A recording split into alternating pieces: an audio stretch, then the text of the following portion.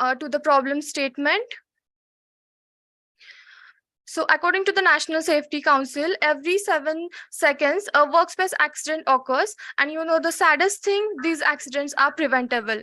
Workers off the shelf scaffolding, employees get stuck by machinery, slammed into by motor vehicles, and injured from overextensions. These are just to name some examples. Due to industrial accidents, about 350 million occupational accidents and 160 million victims of work-related injuries are recorded every year. So I'm just telling you this because, as we know, in large industries, there are huge machineries which are continuously working, and this can cause damage to the workers which are working there. I'll just show you these machineries. Okay, so these are just some of the pictures of the accidents that I have mentioned here. You can see this hand of a person has just crashed, and you can just imagine what kind of pain he might have felt. This is the entire man went in the machine, and these are some of the examples. And these are the machines which I was talking about. This is the hydraulic press, and this is the shader which are used in machineries. And because of this, the workers get injured. Okay, so what is the solution actually? So I'll just quickly show you the demonstration because we have less time. Okay, just a second.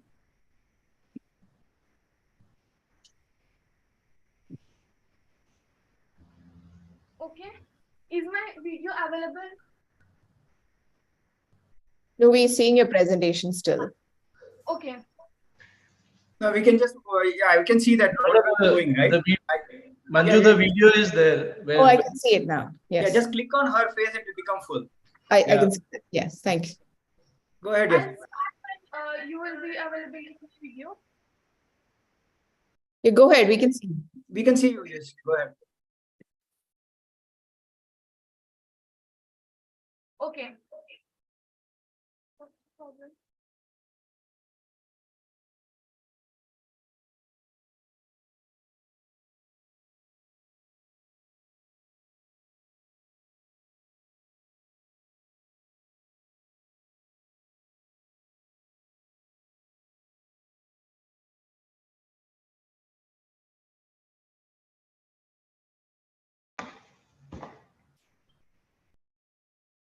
Just a second, I'm just.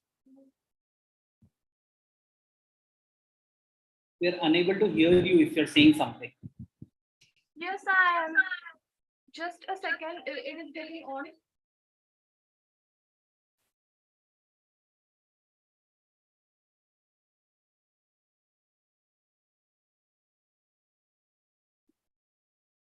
Okay.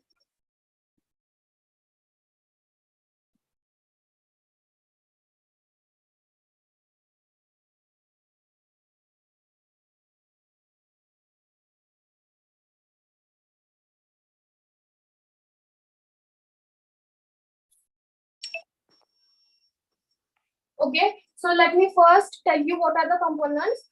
This is the laser. These are the two mirrors through which we have made the laser field. This is the machinery. We have just tried to show the type of machinery. So using this fan and this LED, we have showed the machineries, and this using this laser and these two mirrors, we have tried to create a laser field. And this is the NDR sensor, which is detecting the light and which is connected to the node MCU. And node MCU is then connected to the second circuit on the relay, which is also controlling the machine's status, whether it is on or off. And here is the light, and here is the buzzer, which is showing us the status of the light. So, and yeah, this is it. Now I'll just show you the demonstration.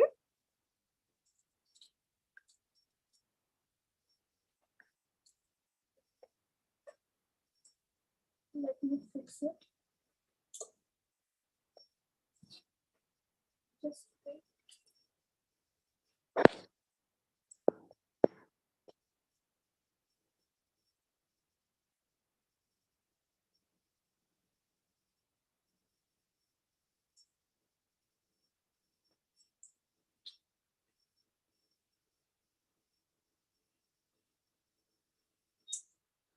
Okay, so as you can see here, the fan and the light are working, means the machine is working normally. Here you can see the we have also given the status.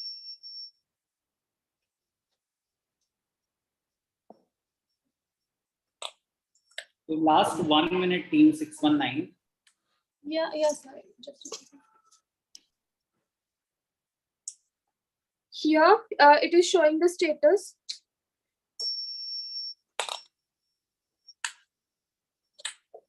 Just a second, sir. Actually, due to Wi-Fi, the machine is actually.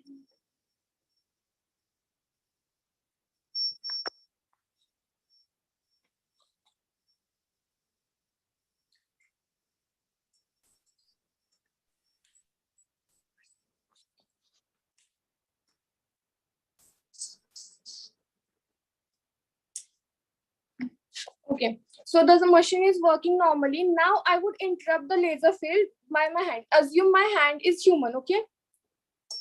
Okay, the laser field is interrupted, the buzzer has started beeping, the light has on, and the machine has instantaneously stopped. So this LDR sensor sends that the laser field has interrupted. This sended message to the node MCU, and node MCU made the relay board to stop the machine.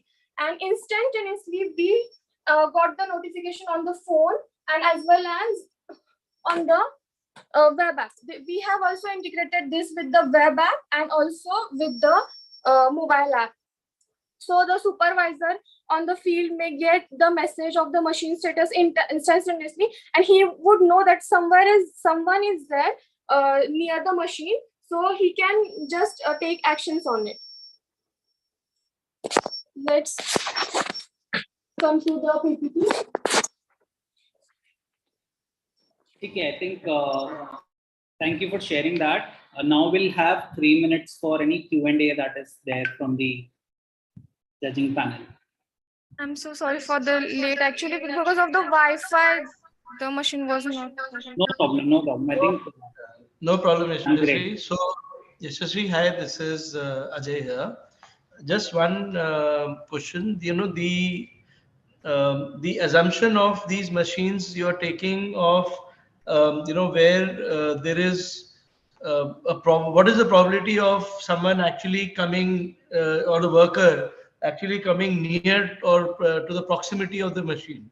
Is it high probability, or these are machines where someone is not necessarily need to be near the machine, but if someone by mistake goes, then this gets triggered? Which category of assumption? Yes, thank you for the question, sir.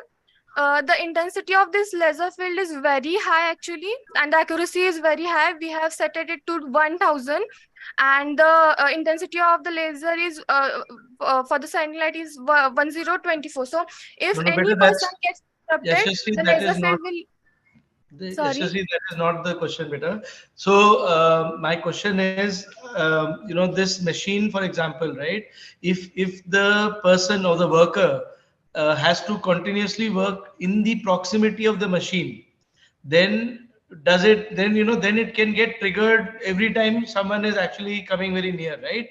So is it made for those kind of machines, or it is made for machines where someone does not necessarily need to be very near the machine So always? this system has is developed for the machineries which are autonomously working, and which are very huge, and they are continuously running by its own, and it is only supervised by online or something like that.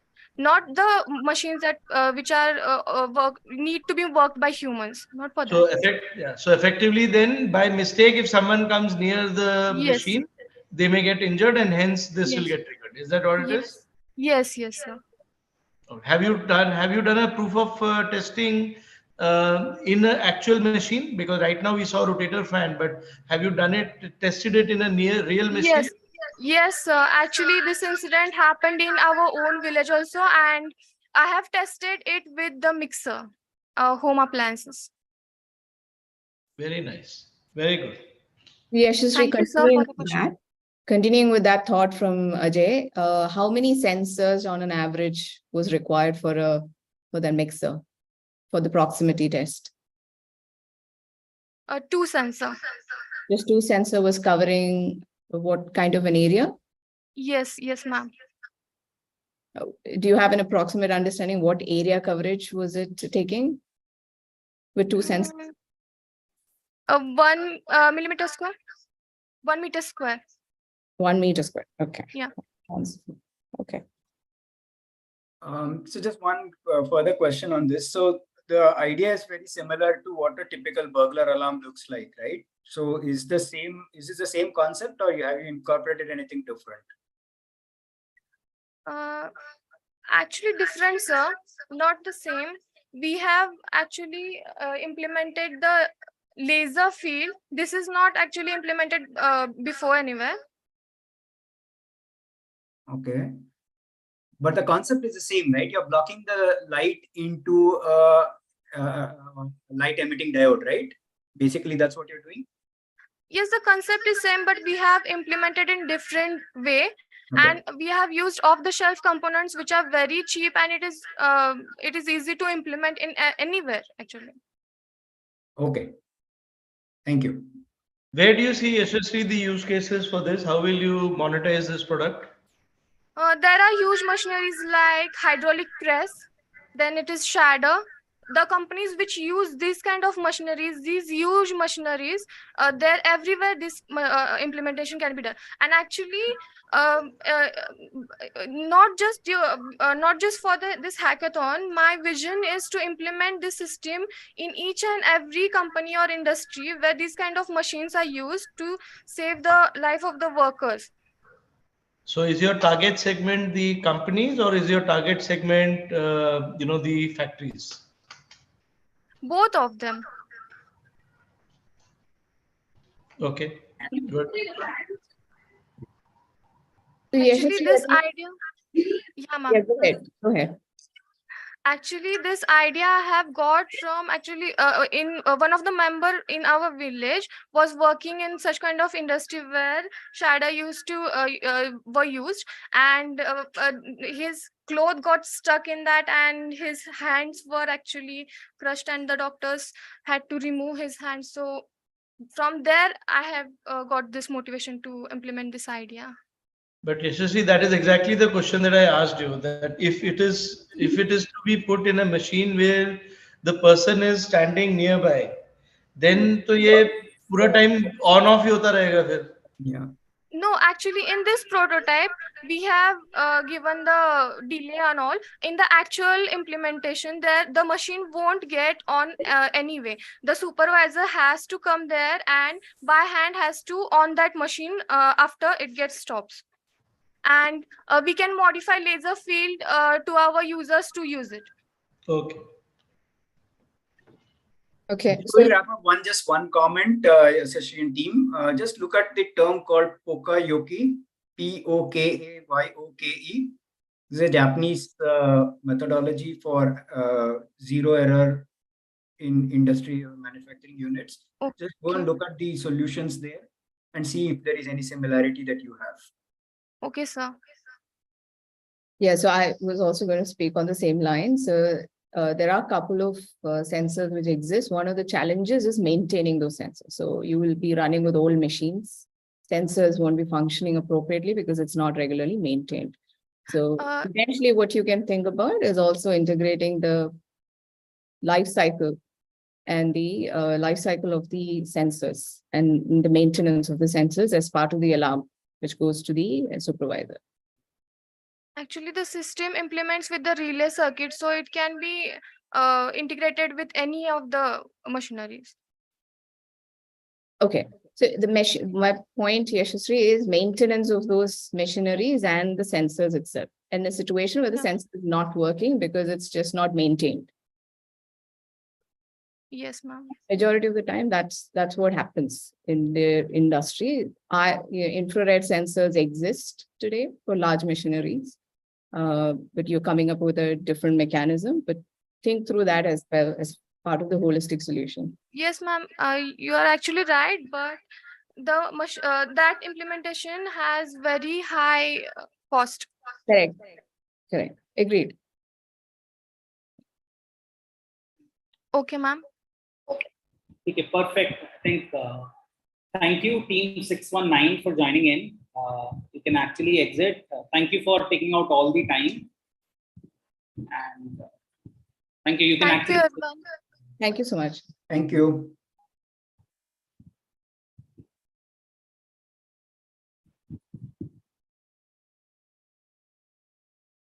I'll give the panel some time to evaluate. And then another 2 minutes, we'll start the next presentation.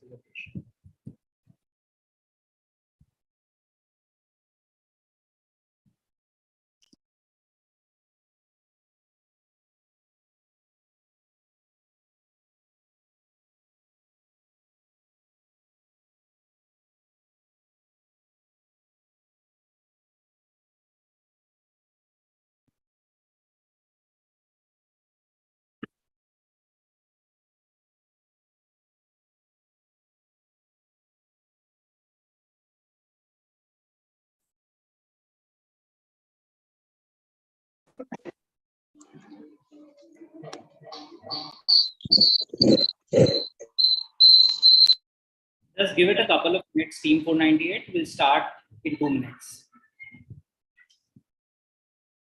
Just to give you an overview, team 498, you will have 5 minutes to present yourself. We'll have a hard stop in 5 minutes, meaning whatever you're able to cover in 5 minutes, we'll only cover till then. Post that, there will be 3 minutes reserved for Q&A.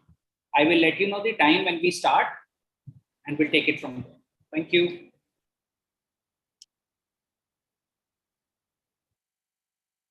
Okay, good morning, everyone. Just wait. We'll start in 2 minutes, I think, as and when the judges are done. Yeah, okay. Are we good to start, judges? Good from my side. Okay. Manju ji, Maya ji, Ajay ji. Yeah, good from my end. Good to start? Yes. Chalo, perfect. So team 498, it's 11:27. You can start now. Thank you. Best of luck. Good morning, everyone. We team Zenith, comprising of 6 people, Aldria, Ashriya, Anya, Sinchana, and Chaitanya, are very excited to introduce you to an innovative solution that's set to revolutionize women's health and empowerment. Bloombright is not just another period tracking app that you would find in Play Store. It's a solution that goes beyond merely recording dates. Now, with advanced features like period tracking, ovulation prediction, and color analysis, Bloombright provides a holistic approach to menstrual health. Now, what stemmed us into creating Bloombright is a recognition of the challenge that women often face in understanding and managing their health, the stigma and the lack of knowledge associated with menstruation. Now, Bloombright is a solution to all these problems. Now, my teammate Alria would explain about the app and the features of the app.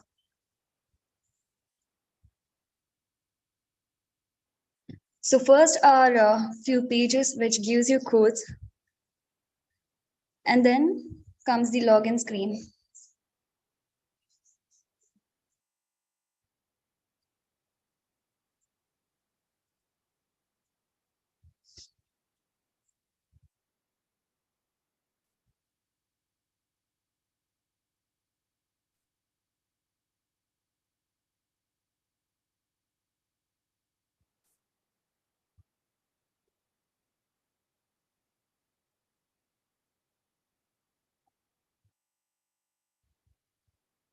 So first we would log in with our credentials.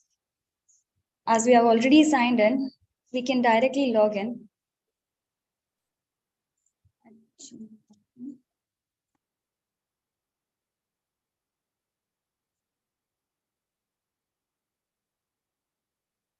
Okay, as soon as the user logs in, they are greeted with a calendar pop-up displayed on the screen. This is where the user can quickly input or view their menstrual cycle information.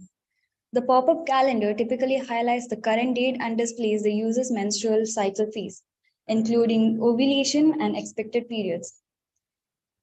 Menorrhagia is a condition of heavy or prolonged menstrual bleeding. It gives you an insight of this condition and symptoms of early diagnosis. So this is a page based on menorrhagia where you can get information regarding it. Next, it is connected to recommendations, which are a pathway to comprehensive well-being, addressing issues like anemia and dysmenorrhea. These insights empower you to take charge of your menstrual health. And then we also have a page for notes where you can add on your necessary details regarding your menstrual health.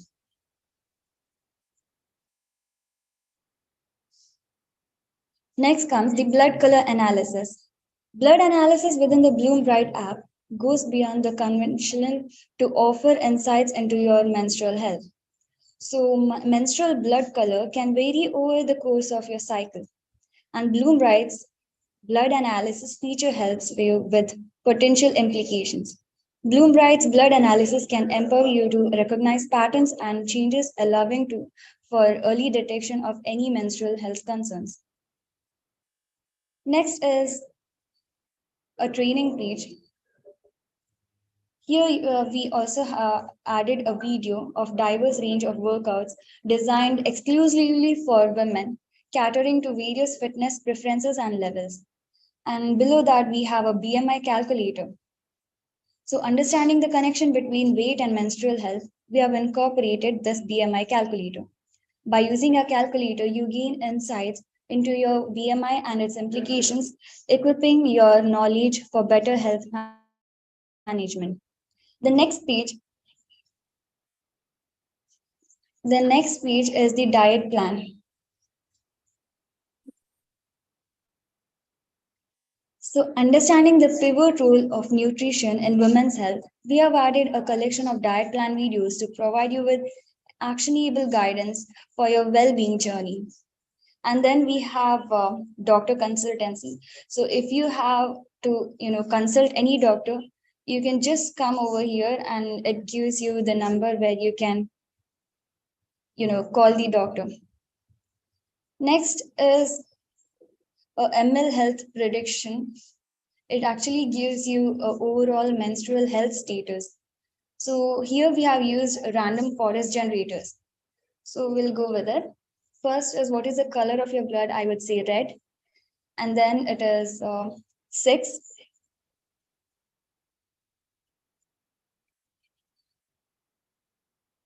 And then irregularities in your period, yes.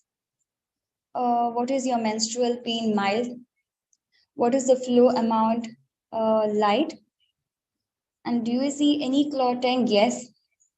Do you see any spotting? No. Okay. This is my input. And if we say predict, then it would give us the menstrual health status. So this is basically connected to Flask as the backend. And this ML code is done using the random forest generator. Okay, so as we move forward, our commitment to empowering women's health remains unwavering. Now, we understand the fact that language can be a significant barrier, particularly in rural areas where access to accurate health information might be limited due to linguistic diversity. Understanding this challenge, our future vision for Bloombright includes addition of language option. By incorporating language options, we aim to break down yet another obstacle that inhibits women from gaining a comprehensive understanding of their health. Now, our dedication to expanding Bloombright's reach and ensuring that no woman is left behind fuels our ongoing effort to make language option available. By doing so, we aim to empower women with the tools and information they need to make informed decisions about their well-being, irrespective of linguistic differences. Thank you. Thank you.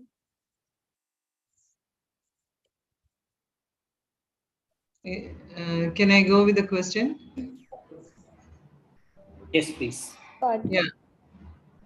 Hi, team. Thank you so much.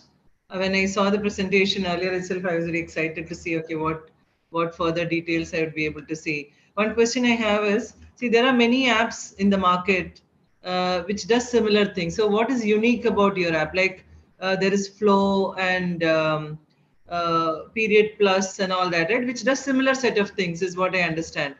So what is And there are a lot of period apps and Play Store which does a similar thing. What makes it stand out from the other apps is the blood analysis feature, which isn't there in the existing apps. And also, we further plan on building a community where women can communicate with each other regarding their issues with menstruation and get solutions. Okay, just taking one more question ahead on the first point you said that there is no, I mean, there's the whole color analysis, but how does the app, where does the app collect the data and do it? From the data set, Data set means you have collected inputs yeah, from we various. did the research on the color and what it causes, and we created a data set. Okay. No, that's even there. I think the You girls asked were the data set. typing, right? That is that what you're referring to? There Sorry. is a data set at the back for analytics, but the users analysis, I think, is the one that you were typing, right? Dark red or whatever, those Yeah, yeah, selections. right. So yeah, so Maya, to your point, I think the user will have to self-input Correct. those things, Correct. and Correct. it is taking analytics based on a data set that they've created with based on some survey. I think that's what I Yeah. understand. But that data set, so she gave the inputs of mild flow, then clots, Correct. all that, which is what my condition is when I'm having my periods. But Yeah, yeah. how do I trust the result from that? So it gave that you no, it seems to be okay. Your health condition is okay. But how do I trust that? I mean, so if that is the uniqueness of this app, that's my question. Are you collecting data from doctors' cases, or how do you do it? Was my Yeah. question. Is So it yeah, it's a very medically huge data set, and we validated? have done thorough research on it. We also have a consult doctor option. So in case if you have doubts regarding your health status, you can anytime consult the doctor. Okay. No, I think that's not the question. I think what was asked is slightly different. If I may just elaborate the question, if you can answer this, please. The question was, the accuracy of the prediction, right? So it all depends on the quality of the data. Do you have sufficient data to have trained your system to make sure that the prediction is reasonably accurate? That's one. The second question was, did you consult some medical professionals to build your model, or was it based on purely based on certain research or some data that was available? We have checked into medical papers. We are still working on it and trying to make it better. The Okay. data set, we're working on it. So there is no publicly available data set on which you trained your machine learning model, correct? Yeah, sir, there is no publicly available data set. But then since we have researched it and we have even went through few of the medical papers on if your blood color is this, then what it might result in. And based on that, we have come up with a data set which has many entries, and so the prediction might be almost accurate. Okay. So leading on from the point that Maya was mentioning. So one, of course, there are so many of these apps now which are there. Second, there is we are alluding to some data sets which doesn't necessarily right now seem to be medically validated or rated. Third, this is a very D2C product. How do you plan to, mass proliferate this and, get more and more communities or women to start using it, right? And what is the monetization plan?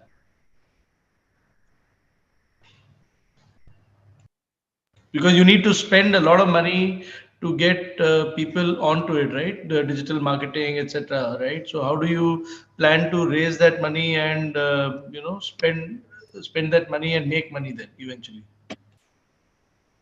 Sir, it's just like to rural people, we are giving some awareness programs.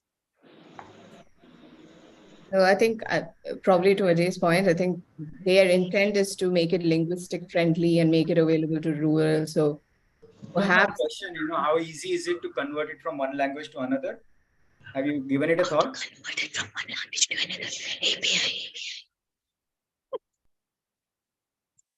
So basically, to convert from one language to another, we would use API.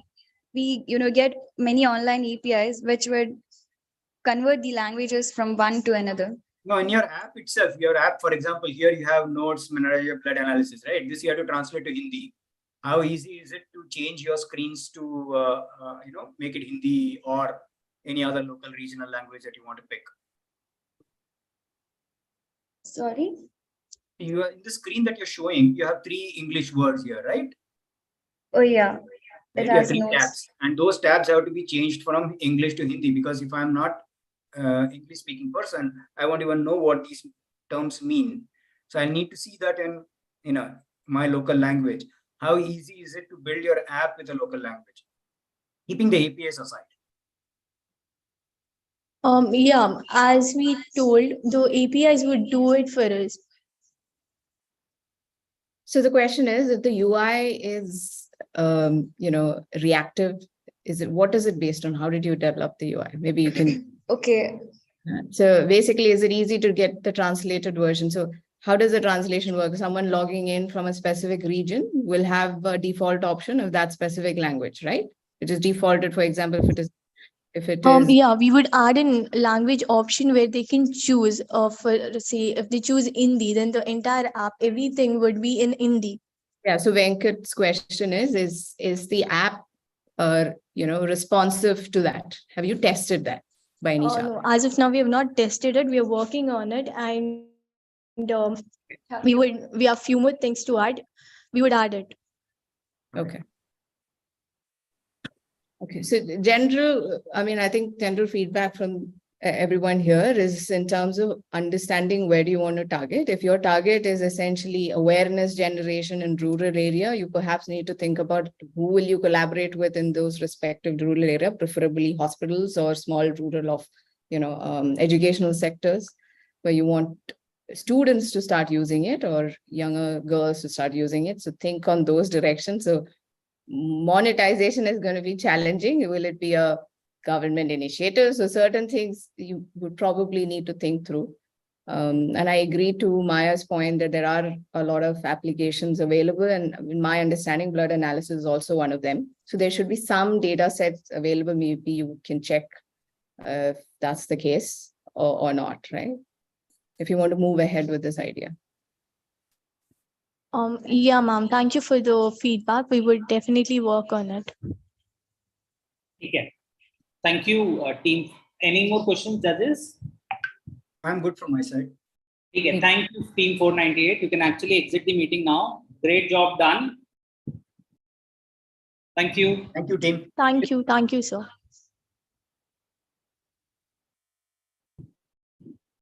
So I'll give you a minute to complete the evaluations, and then we'll move on to the next thing.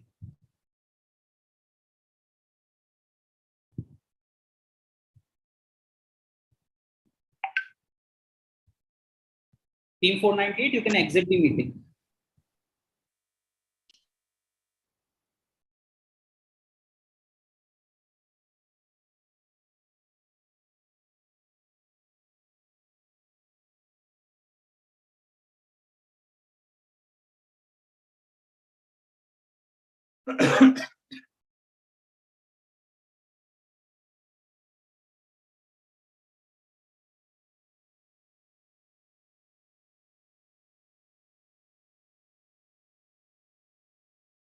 Are we ready, judges?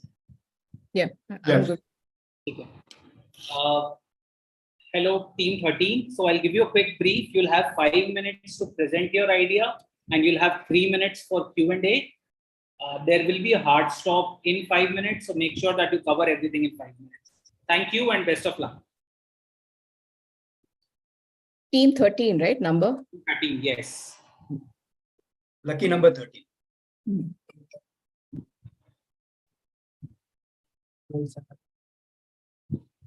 Can I start? Yes, Yes. yes, you can start. 11:54 and you can start. Yes. Okay.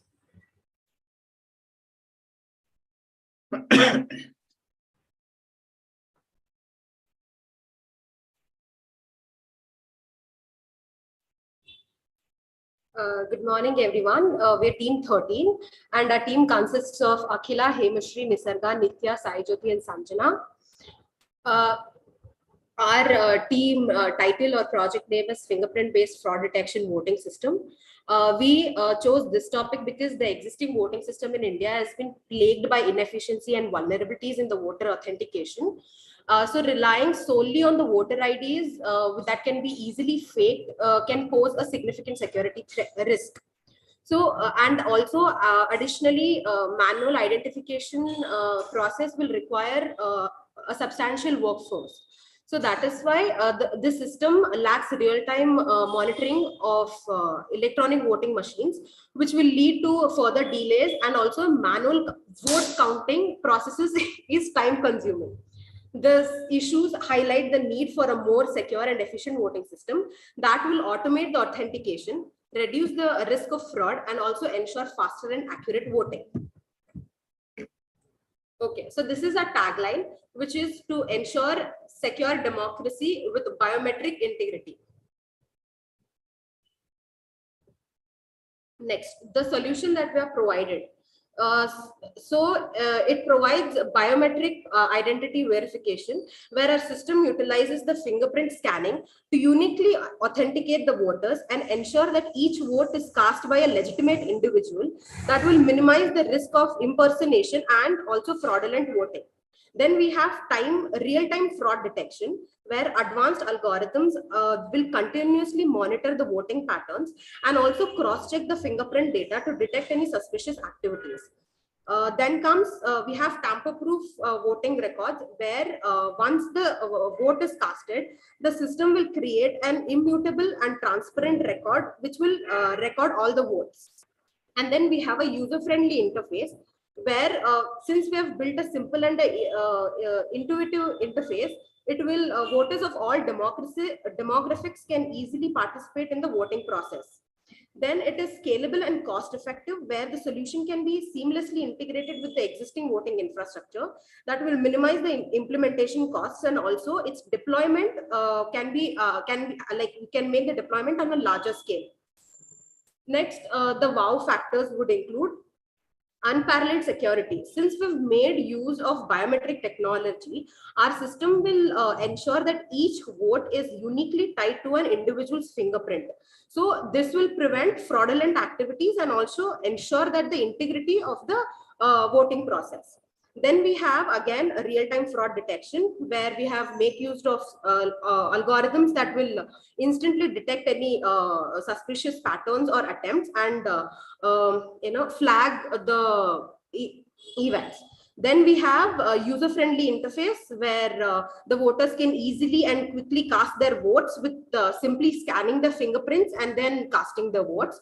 Then we have transparency and auditability, where the system maintains a transparent and tamper-proof record of all the votes that are casted. This will allow us for easy auditing and verification, thus enhancing the trust and confidence in the electoral process. Then we have the scalability and versatility, where it is designed to handle large scale elections, considering the population of a country. Then we have the demo. And then what all did we learn during the hackathon? First was the auditing and transparency, where we were able to create an auditable and transparent voting process, which has to be the key learning point in our hackathon. And then we have also explored ways that we can provide an accessible and verifiable trail at all costs to cast votes and ensure the system's integrity. Then we have integration with the existing voting system. So depending upon the scope of a project, we have considered on how the fingerprint-based voting system could be integrated with the existing election infrastructure, which could be a learning experience in itself. Then we have the legal and regulatory considerations, where the team has went through the legal and regulatory aspects of implementing a fingerprint-based voting system, which includes compilation with the election laws and privacy regulations. Then we also learned a lot about collaboration and teamwork, where throughout the hackathon, we have learned the value of effective communication, collaboration, and division of tasks, and successfully be able to develop a complex and innovative solution. Then came the presentation and pitching skills, where in the final presentation, we were able to articulate our ideas, then value our proposition, address the potential questions and concerns effectively. Overall, the hackathon has provided us an excellent opportunity for the team to learn, innovate, and gain insights into the challenges and opportunities. Last 1 minute you have. Okay, so these were the fun moments which we were able to experience during the hackathon. Was bonding over the late night snacks and energy drinks, and then dancing like there's no tomorrow during breaks, and celebrating every successful milestone. Thank you. There was another fun moment that we not even started asking questions. You already said that you already answered all the questions in the previous slide. So are you going to give us a demo, or this is Yeah. Sorry, sir, could you repeat? Can you show the demo, please? A demo, sir. Ours is a hardware project, so can we turn on the video and show you the demo? Yeah, sure, please.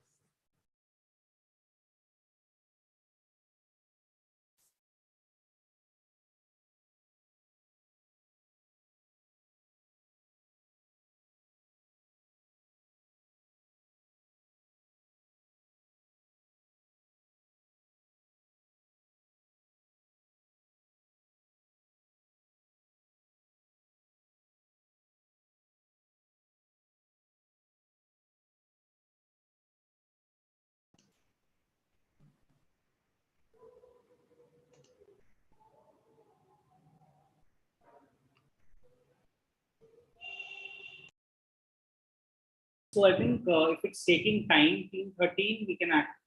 Is it going to take time? You get to the questions then, Vaibhav? Yeah. You can ask questions. Okay. If I may go first, I have just a couple of questions on the for the biometric fingerprint comparison. Which database are you kind of referring to authenticate the user? And have you considered the biometric reader quality in your implementation?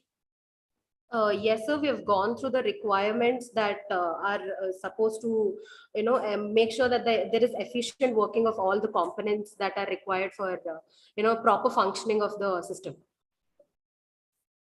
So, what database are you integrating with for the authentication of the user? So this is just a prototype. So that is why in our system, we have to manually first register the fingerprints.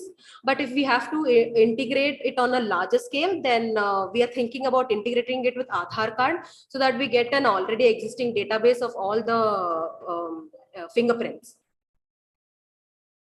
And you had mentioned something about integrating with, already you're integrated with the voting infrastructure. So can you throw some light on how you plan to integrate with the voting infrastructure? So the existing voting system has voter IDs, and where there are manual paperwork which is done to authenticate the authenticate the user identification. So by removing that, we can just add a simple fingerprint which is unique to each individual that can serve for the identification authentication as well. Okay. I'm done with my questions. Anybody else, please? Yeah, so I had the opportunity to go through the prototype team, luckily, because I was interested in this idea, and it is definitely a problem statement, which is there in the country, right? So I think in your prototype, you do have a manual registration process. So good to hear that you're also looking at the possibility of integration. So because that's going to be very time consuming if that's part of the voting process, that registration takes a lot of time. right? Yes, The first time registration. Yeah, okay. So that's pretty good to know. So were you able to validate this with anyone? You did mention that you validated on the biometrics and the legal requirements. So were you able to validate with any agency? Ma'am, we did not go through any agencies, but we did reach out to our college professors who pretty much did have an idea on the IoT and embedded systems. So they were like pretty much satisfied with whatever we did present with them. So that is why we thought of going ahead with this like project. Okay. See, if my view is that if something of this nature and scale will need to be implemented, it has to be a government initiative where government, I think, could potentially link the voter ID with Aadhaar and then build this capability at the voting location itself. I am not too sure if this would be allowed for a non-government entity, and if at all, then they will have to speak to the CEC, and do a proper kind of demo or integration, with them, right? Because eventually either it has to get embedded in the EVM machine or it will be a separate biometric authentication process in the respective polling machines itself, right? And then and other than Aadhaar, there is no other database, which can be even thought of created, at such a large population scale. So I think, you need to really get back to basics and really understand if that is technically even feasible, and whether viable to be done on a private basis. Rather, will need to probably work with the government or the CEC itself, and explore this idea for future. Thank you, sir.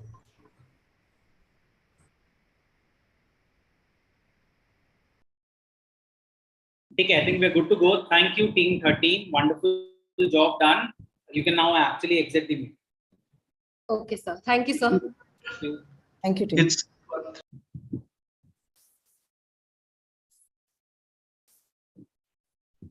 So I'll accept the team and I'll give you a minute to complete the evaluation, and then we'll start with the next. Okay. Team 13, you can actually exit the meeting now.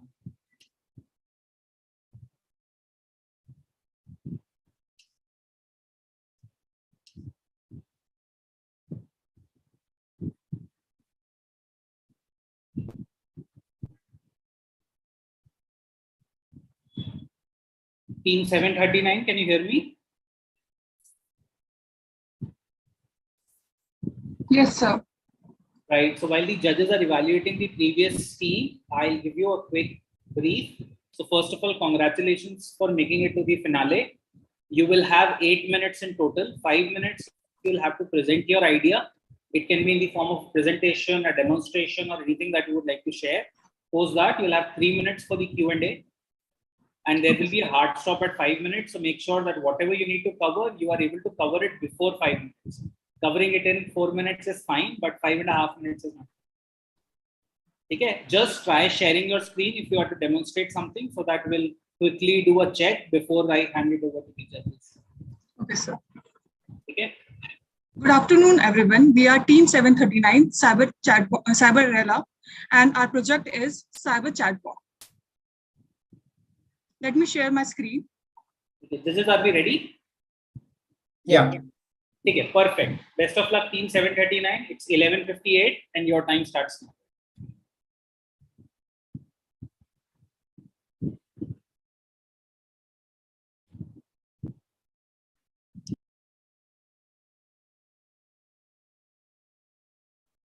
Can you all hear? Can you all see my presentation? Yeah. Yes, we can. So we have created Cyber Chatbot, which is specifically designed for an organization need to maintain a cybersecurity posture for an organization. The QA bot provides prompt, accurate answers to the common cybersecurity questions, and the bot can be integrated with other security systems. It lessens the workload of cybersecurity professional by responding to the frequently asked questions and raises the employee knowledge and awareness of cybersecurity best practices and secure our workplace environment. The objectives. It speeds up the response times, raises staff knowledge, and lower the risk of cyber attacks. Provide insight into employee behavior and continuously improve based on feedback and metrics. Guarantee reliable information and lessen the workload on cybersecurity staff and increase comprehension of best practices. Offer insights on knowledge gaps and areas requiring more training. Result in more secure organization environment. Technology. So we have used NLP to understand and respond to the questions asked by the user. Machine learning allows the bot to improve over time and learn the new trends in the questions that have been asked. Chatbot development platforms offers tools and resources for creating our chatbot. We have used HTML, CSS, and Bootstrap for the styling of our chatbot. And we have also used Flask for the deployment of our application into web-based user interface.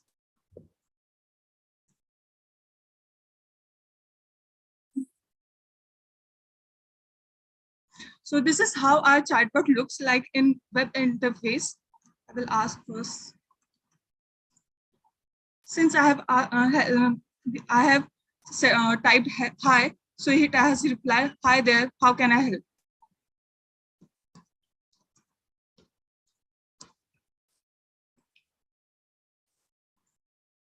I have asked the question, what is firewall? So it has given me answer about a firewall is a network security devices and monitors, filters incoming and outgoing network traffic. Let me ask another question to the chatbot.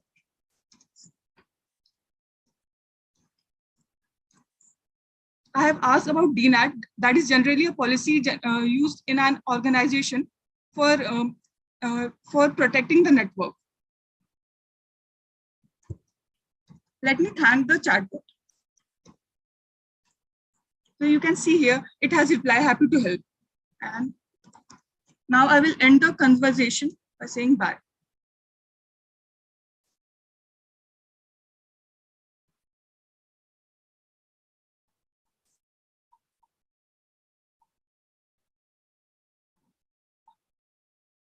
This is the main workflow of our project. The user will interact with the chatbot through chatbot web application. Then chatbot will analyze the text and it will be sent to the NLP unit where we have intent classifier, which will classify the text based on the categories. And then it will break the text into smaller tokens. And these tokens are then used for removal of the redundancies. Then this text is sent to the chatbot logic based on the information sources from the database and the machine learning method that it used to continuously learn. It gives the answer to the chatbot web application through which the user will get the information.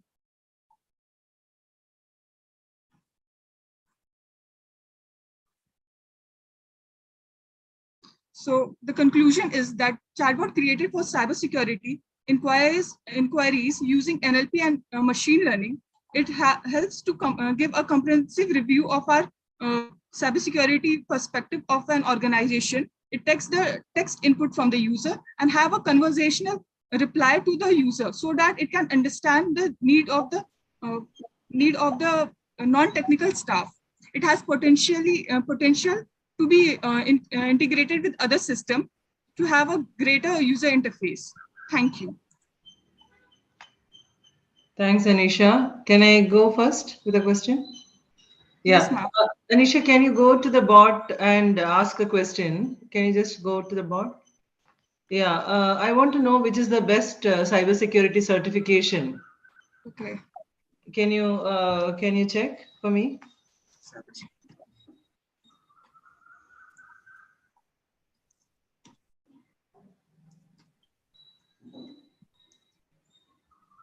No, training, I know you have resources. I saw in your demo earlier what you posted. What about certification? Ma'am, actually, I have created the database with, it has the limited questions. So in my database, I haven't added the certification part. And since it is about the organization specific, I was dealing with the educational organization. So I went to my college to ask that what all cybersecurity policies they do. So they have shared little information since it was their policy. So they have shared DNAT and all. So I have tried to incorporate common basically questions like how to say, how to make a how to suggest a strong password, like that of questions are also there. And I have decided in the future that I will grow that database according to the organization needs so that an staff can get the frequently asked question about the system more quickly. Okay, thank you. Yeah, one question. In your presentation, you mentioned something about insights into employee behavior. How do we get insights into employee behavior from here? So actually that was the future scope since the time was, it was a time constraint. I have decided. You built it, but how do you plan to do it? Because yes, I just want to understand that. Yeah. The thing was that I have employed the basic artificial neural network.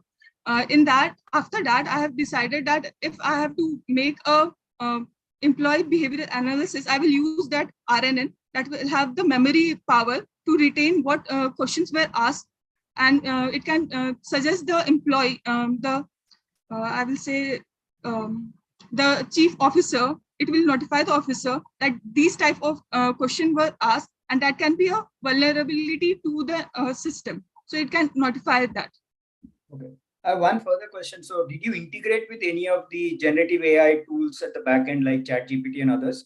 Because they have a much more richer set of information, right? So why would you want to restrict to your database? The thing was that that ChatGPT is publicly available, and if we share the database with that, it can there can be a attack through that. It is not a secure network, I will say. And my bot was generally specifically focusing on organization security policies, like we have CISO. So in that, CISO will make a cybersecurity policies and rules and best practices. So the database will contain all that information, and based on that, like employee can ask which port I should open. So it will give the answer. So like that type of questions are generally asked. It is not for so does it maintain context between questions? So suppose I ask which port should I open, how do I open it? Will it kind of remember that it is related to the previous question, or is every question independent? Since the vocabulary was limited, so it has the different, since I provided the text, so that then it will break that in tokens, and the keywords are being matched. And if these keywords are there in the database, it will fetch that answer. Okay, got it. Thanks. What kind of organizations are you targeting with this? As in, it can be in any organization, but since I was getting more towards the education organization, since I can talk to the security officers of our college. So I was focusing that if they can give us the information, like since we have Gmails of our own organization, college organization. So it allows us to only access important sites, like Netflix cannot be accessed using that Gmail. So I wanted to know that what all restriction they impose on the system. So that was the main concern. I haven't get that much of questions from them. So I have put the generalized one. no, so again, sorry to just further drill on that question. Where will you go and position this cyberbot, right? Which industries, which segments? How will you implement this? Like where will you implement this? Okay, if we have the IT company, then in IT company there is cases where the employee asks the security officers about I wanted to change the library operating system. I want to change the libraries of operating system. Is it safe? Like this kind of question. If it allows, if organization allows to do that, it will give, and the bot will give answer. And if it is not safe, then it will notify that notify the officer that this employee has asked this type of question that can be a threat to our system. So this can be integrated with any organization and any database within that organization. Is that how you implemented it? Yes, ma'am. And then it doesn't have to be cybersecurity itself, right? It can be anything. So I can ask questions on databases if that's what you want to focus on, correct? Or it could be a HR bot, right? It has to be an organizational bot. Only cyber as a bot has to be, like Manju was also saying, it has to be embedded in the overall. Yeah. And the other thing is the context has to be maintained. So from your first question to your second question, since you have a start and an end, right? Hi to buy, the context has to be maintained. It cannot be, each question cannot be an independent transaction. Okay, sir. Okay. And NLP is a conversational agent.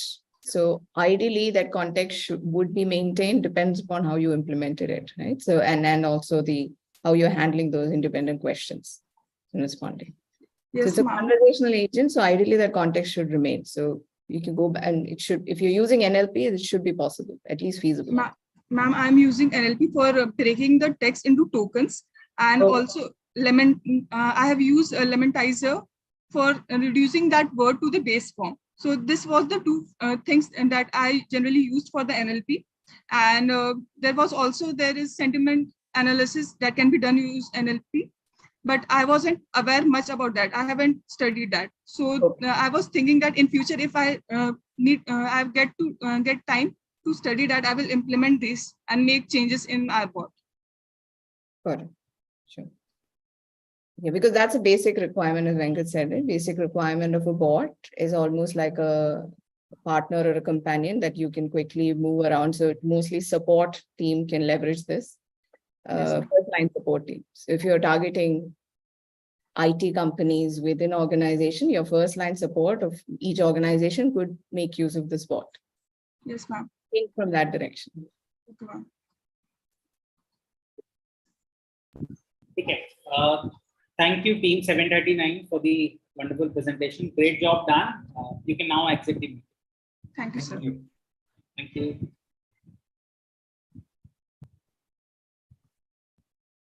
I think, Vaibhav, we have many more to evaluate. No, will we be able to stick to the time? Because it's only 4 done in 1 hour and 10 minutes. Right. So I think we'll speed up now. Yeah. We'll have to strict 5-minute, 3-minute hard stops for them so that it's better. Yeah. I also have. How many to do? You have what, 10 or 15, right? You have 15, right, Vaibhav? Yeah, 15. 15 shortlisted ones. Right. 15 shortlisted. Right. Do we want to take a 5-minute break? No, Weber, we don't have time for break. I think let's just let's wrap up, because 1:30 is what you have said, right? So we'll wrap up at 1:30. We can do this scoring side by side. I think let's just quickly bring the next, and maybe only like I'll not ask if 2 have asked, so we'll just maybe limit to 2 or 3 questions. Yeah, and in fact, you can stop us if you are. Yeah, stop us if you are exceeding the time. Okay. Yeah. If you don't mention, we keep asking questions. So. Yeah. So Weber, play the hardball here. Yeah.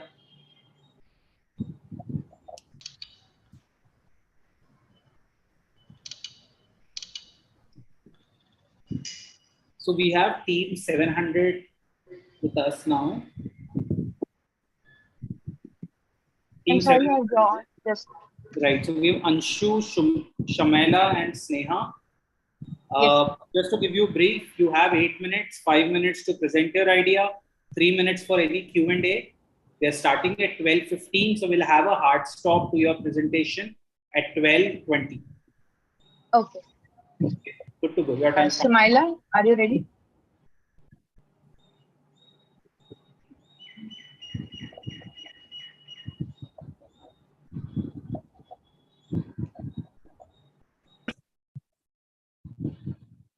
Should I start? Yes, please go ahead. So, with the advancing technology, we have advanced all our tools like for communication, like video calling platforms where we can have face-to-face communication with our colleagues. But with this advancing technology, we have left behind a community that is deaf and mute community. They face many challenges to communicate over internet. So here we are, a dynamic team of code crafters with an idea, gesture vision. Myself, Anshu Sharma. I am from NIT Rourkela, pursuing ceramic engineering and a ML enthusiast. So, I am Ansari Shamaila from Vivekananda Education Society from Mumbai. So, the problem statement is the lack of effective communication between the deaf and the mute individual and a non-sign language user. So, our system captures the video input, pre-processes it, and feeds into the training that predicts the corresponding sign gesture. The predicted gesture is then translated into textual form to enable communication with the non-sign language users. So our solution is a gesture prediction system for conveying sign language. It utilizes deep learning techniques and a real-time video processing to recognize and interpret the sign language gestures. My name is Sneha Sumbai from Vizag, Mumbai. Okay, let's come to the demonstration part of our website. So,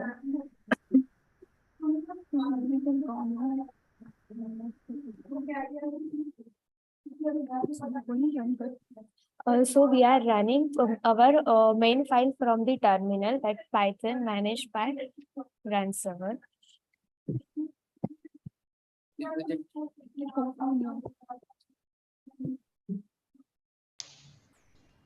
Okay, this is our website which can be connected to the main ML model.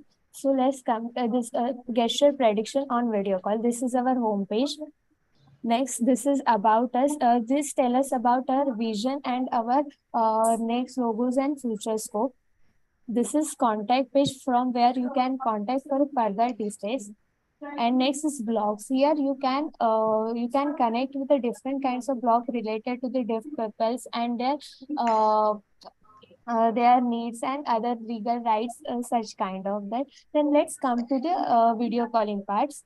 If you are new user, then you have to sign up or else you have to sign in. So for now, we are signing here.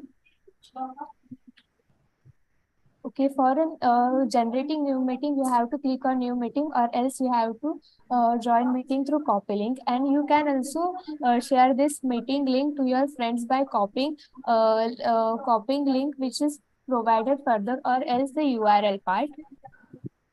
So here you can see that both people are able to join through that.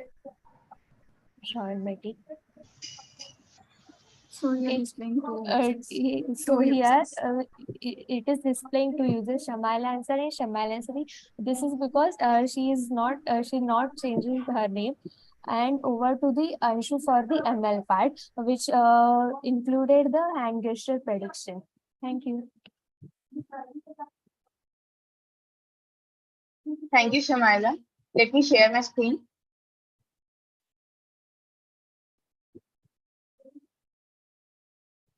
So this is our prediction. This is our prediction part.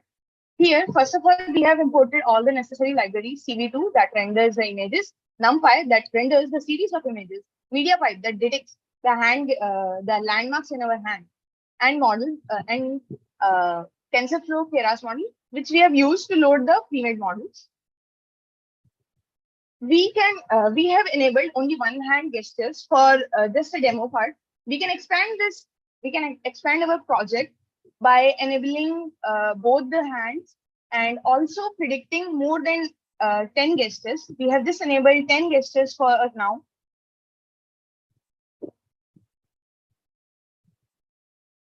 Here are they. So as you can see, this is my hand. And these are the landmarks which are detected by MediaPipe, and the gestures written over there. Those are predicted by calculating the difference between these landmarks and with a set of equations. If it allows, then it can predict. Then it predicts that particular gesture. So here are some of the gestures. Like this is live long. This is thumbs up. This is thumbs down. This is smile.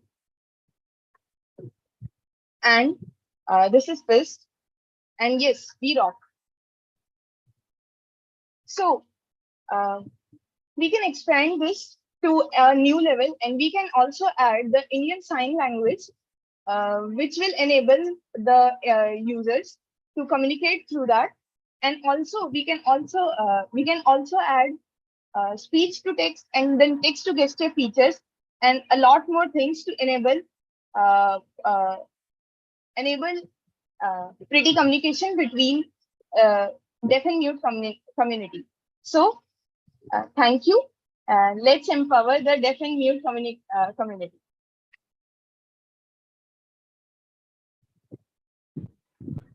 Okay, thank you for sharing that. Over to you, judges, if you have any questions. Yeah. So firstly, really appreciate this. It's pretty good and a great initiative. Accessibility in general is part of the web application and often misses for deaf and dumb. It's usually for blind, right? In terms of making the apps very responsive. Yes. So I absolutely appreciate this demo. One question, have you tried out, is this for collaboration tool? Firstly, that's number one question. Is it only for collaboration? Are you looking at integrating this as part of collaboration, like a live collaboration? We would love to collaborate with different communities. I mean, collaboration tool. Is it for like Teams, like video conferencing call? Is that the use case that you're looking at? Yes. Yes, this is our main motto, that we render it for a video conferencing so that it will be convenient for conversation between normal people like us and deaf and the mute people. Okay, so how will the normal person see it? Will it be over text as a caption, which is deciphered and translated? Yes, ma'am, we can enable a button over there so that the gestures that are made by the deaf and mute people will be clearly visible to us over the Meet platform only. Over the, let's Meeting say, platform. over the video platform in the form of text as captions? Yes. Is that the idea? Yes. So have you gone through something called as Microsoft Translator? No, ma'am. Okay, you can take a look at that. It's again another AI tool which is leveraged in the US. Not very popular. It may have its gaps, but something that you can investigate. Okay. Thank you, ma'am. I have one question. I was put up by a little bit of maybe I got using the word used is prediction. What you're actually doing is translation and not prediction. You're translating sign language to English text, right? So I thought you're going to predict the text the way the conversation is predicting the next word and so on. So that's not what you're doing. Are you? Just sir, actually, we are predicting. Like we have trained our model to predict the gestures. It has not attained a full accuracy. So we cannot say it has translated it correctly. That's fine, but still it's a translation tool with maybe some whatever 90% accuracy or so, but it is still a translation tool, not a prediction tool, correct? Yes, sir. Okay, I just want to get my thoughts correct. Okay, and I think Manju asked a question. I just want to make sure I got it right. So your intent is to build the video conferencing tool, or are you going to integrate with an existing video conferencing tool?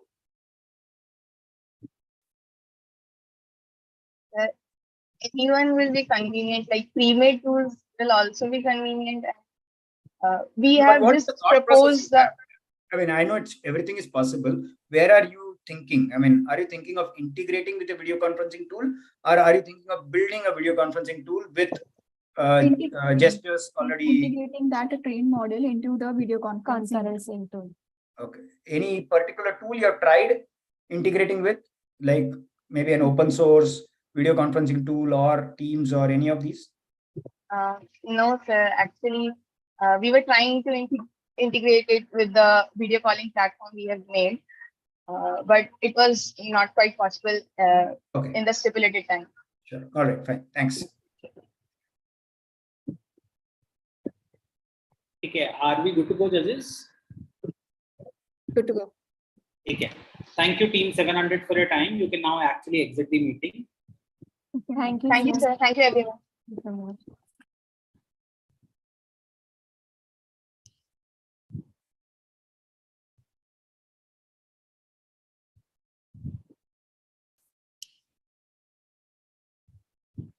So next we have Team 408. Team 408, you have 8 7 minutes for your time here, 5 minutes for presentation, and 2 minutes for Q&A. Sorry, 3 minutes for Q&A. So you have total of 8 minutes here. It's 12:24, so we'll have a hard stop at 12:31 for your presentation. Your time starts now. Best of luck. Okay. Thank you so much. Just a minute. Oh.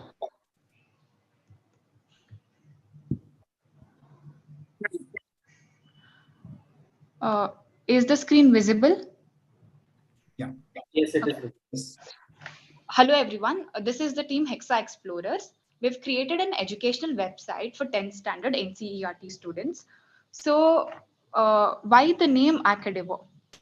So it's a combination of two words, academy plus evolution, Academo. It symbolizes academic evolution, innovation, and a commitment to excellence in education. So this is an educational website which targets 10th standard NCERT students. The components of this website includes previous 10-year question papers, NCERT study materials for each subject, daily quizzes and brain teasers, displays lists of free courses available on the internet, which students can access for free. And we've also provided scholarship details available for each of the students to make use of it. And we've also provided AI chatbot, which helps us 24/7. Okay, let's dive into the website.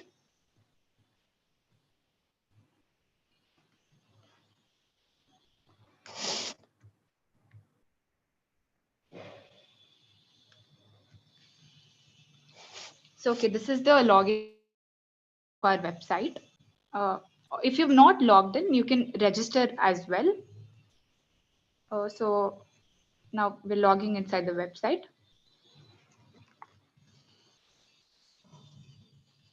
This is the main page of our website. You will find so many study materials for each of the subjects from mathematics to Sanskrit. Suppose if I want, if you click on the subject part, it will take you to the subject section. Suppose if I want to study something from maybe Hindi, maybe this chapter, it'll take me to those websites which provide proper details about this chapter.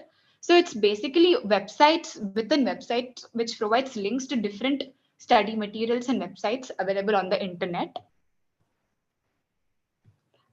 And then similarly, if I want to access any question papers, maybe I want to study something from science, maybe question papers of 2018, I want to refer it. It takes me to that website which provides details of all of these question papers with solutions as well. So yeah, and it also has we also provide few free courses, list of free courses which is available on the internet, so students can study it as well. So we've provided lists available on the internet like Doubtnut, Khan Academy, and Magnet Brains. Okay, when I go back, if I click on the team, it shows the description about the creator. So these were the members who helped in designing this website.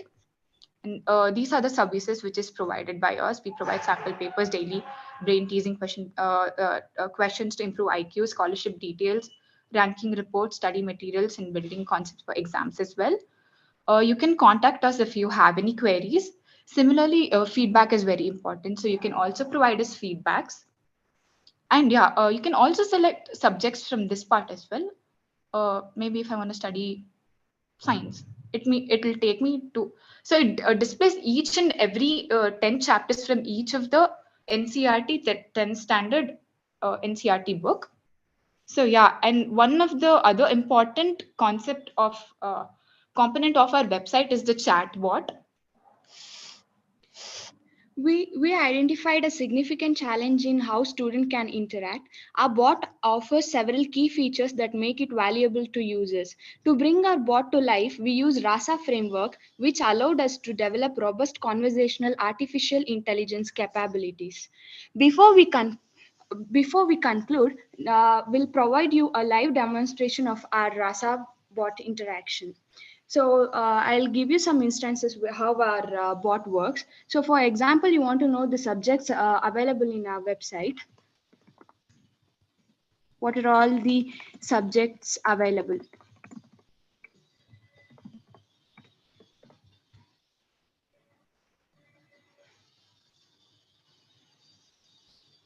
So yeah, it gives us the list of subjects which are available in our website. And now I'll ask about how about video lectures. I'll type the message with a typo error. So we'll check how our bot works.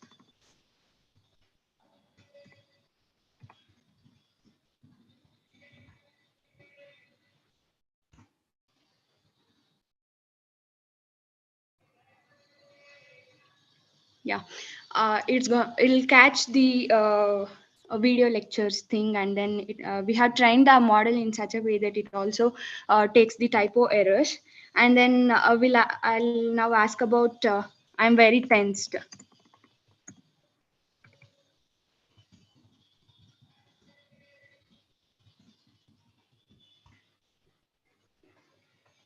Students can also interact with our bot about the tensions and stress management and peer pressure and all those things. We have trained our bot in such a way that it'll answer to all those things. And you can also ask our bot like, how will I manage time in studying? How will I manage time?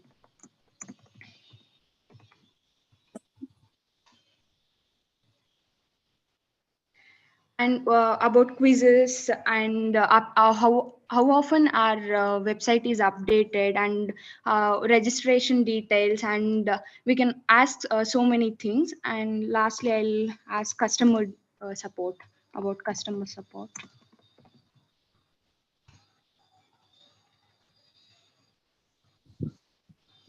Okay. Yeah. Thank you, Team 408. Just a half more minute. We'll just tell about the future work, what we. Okay. So now what makes our website different is that we provided AI power support and also holistic exam support. Now everybody provides AI chatbot, but here we also provide, to deal with how it helps students cope up with exam pressure, and it adds a unique dimension. It not only focuses on academics, but also on overall well-being. Now, our main future goal here is to implement this for 8th to 12th standard student, and we are in the process of collecting different diverse content and diverse study material so that it will be more detailed, and students can study a lot. And we're also in the process of training our chatbot in a more optimized way so that the answers provided by the chatbot will be more optimized.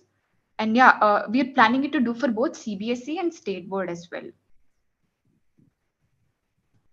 Hey, thanks. I'll go with the first question.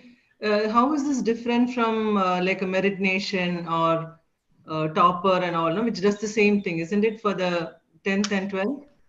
Yeah, but here in Merit Nation, Unacademy, and all of them as such, after few users and such, we have to pay them a certain amount of fees to access the courses completely. But here we're planning it to give the website completely free for all the students, because not everybody can pay it and access the websites. That's why we're making it completely free. We're in the process of collecting more and more study resources from 8th to 12th to add more and more resources. So this makes the website different, a little bit different from all of the other websites. Yeah, but Merit Nation and Topper and Khanak, all of them charge, because to maintain an app like this and to make it current, you need a team, no? And there is a expenditure to run it, no? How do you manage to do that? How do you plan to do that? Yeah, actually, we are in the plan that we are currently in our third year of engineering. So after we pass out, we'll give this website to our juniors so that they can maintain this website. Okay. Yeah. Thank you. So it goes on like this. Yeah. So it's more like a social service. Yes. For the rural area students and for the government school students, we are doing something. We want this to be accessible to. That's a it's an excellent thought. Just one more question. The app is aggregating information, right? Is there a value add on top of that? Because right now it's where I can go, I can pick up a subject, I get all aggregated information regarding that subject, etc., which is very good. What else is there? Is there anything more to it?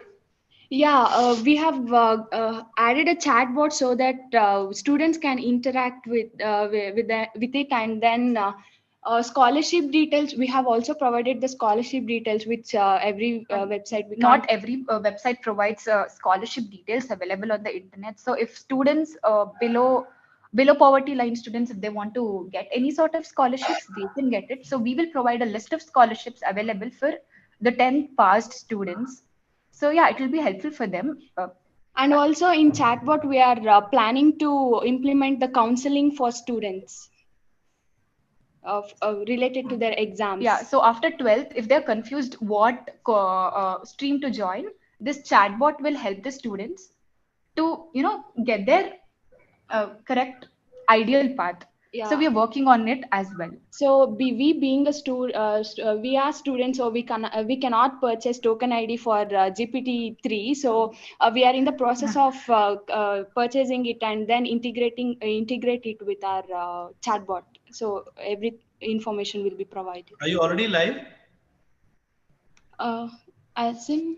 No, sir, we're not live yet. We still so many errors to rectify. We have so many things to add to this website. So it will take us some time to be live. Sir, you're not audible. I think he's talking to somebody else. So one quick question. So just to extend what Ajay's question, right? So you are aggregating content, you are curating content. What happens if you find new content? How are you making sure that you have access to the relevant content all the time? So today, for example, you may have listed Agla Sem or you may have pointed to educator or whatever, but later on, more websites will come in. So how do you make yourself relevant? So so we should make sure that we provide very in detailed course and very easy to understand topics for students, such that this website keeps on going, and also we'll update our content very year. frequently. As NCERT boards keep on updating, we will also make sure that this keeps getting updated regularly as such. Okay, got it. I'm done from my side. Okay. I loved it, and I think the fact that you mentioned that it is you created it for further use of students and passing it on, and not necessarily as a monetization model. I think that was brilliant. So very well done, team. Excellent. Thank you so much. Thank you so much.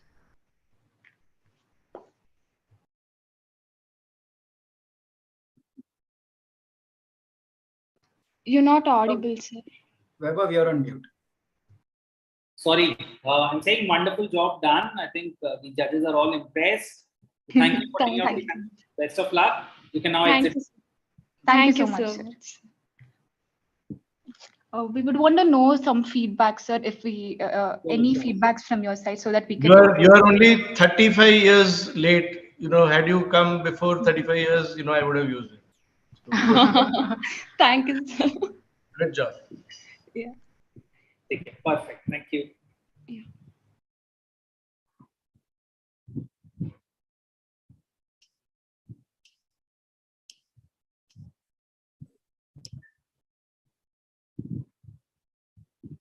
So judges, next is team 401. Team 401, you'll have 8 minutes of total time, 5 minutes for your presentation and 3 minutes for Q&A. We'll have a hard stop in 5 minutes. So please make sure that you complete everything before 12:43. Right? Best of luck, team 401.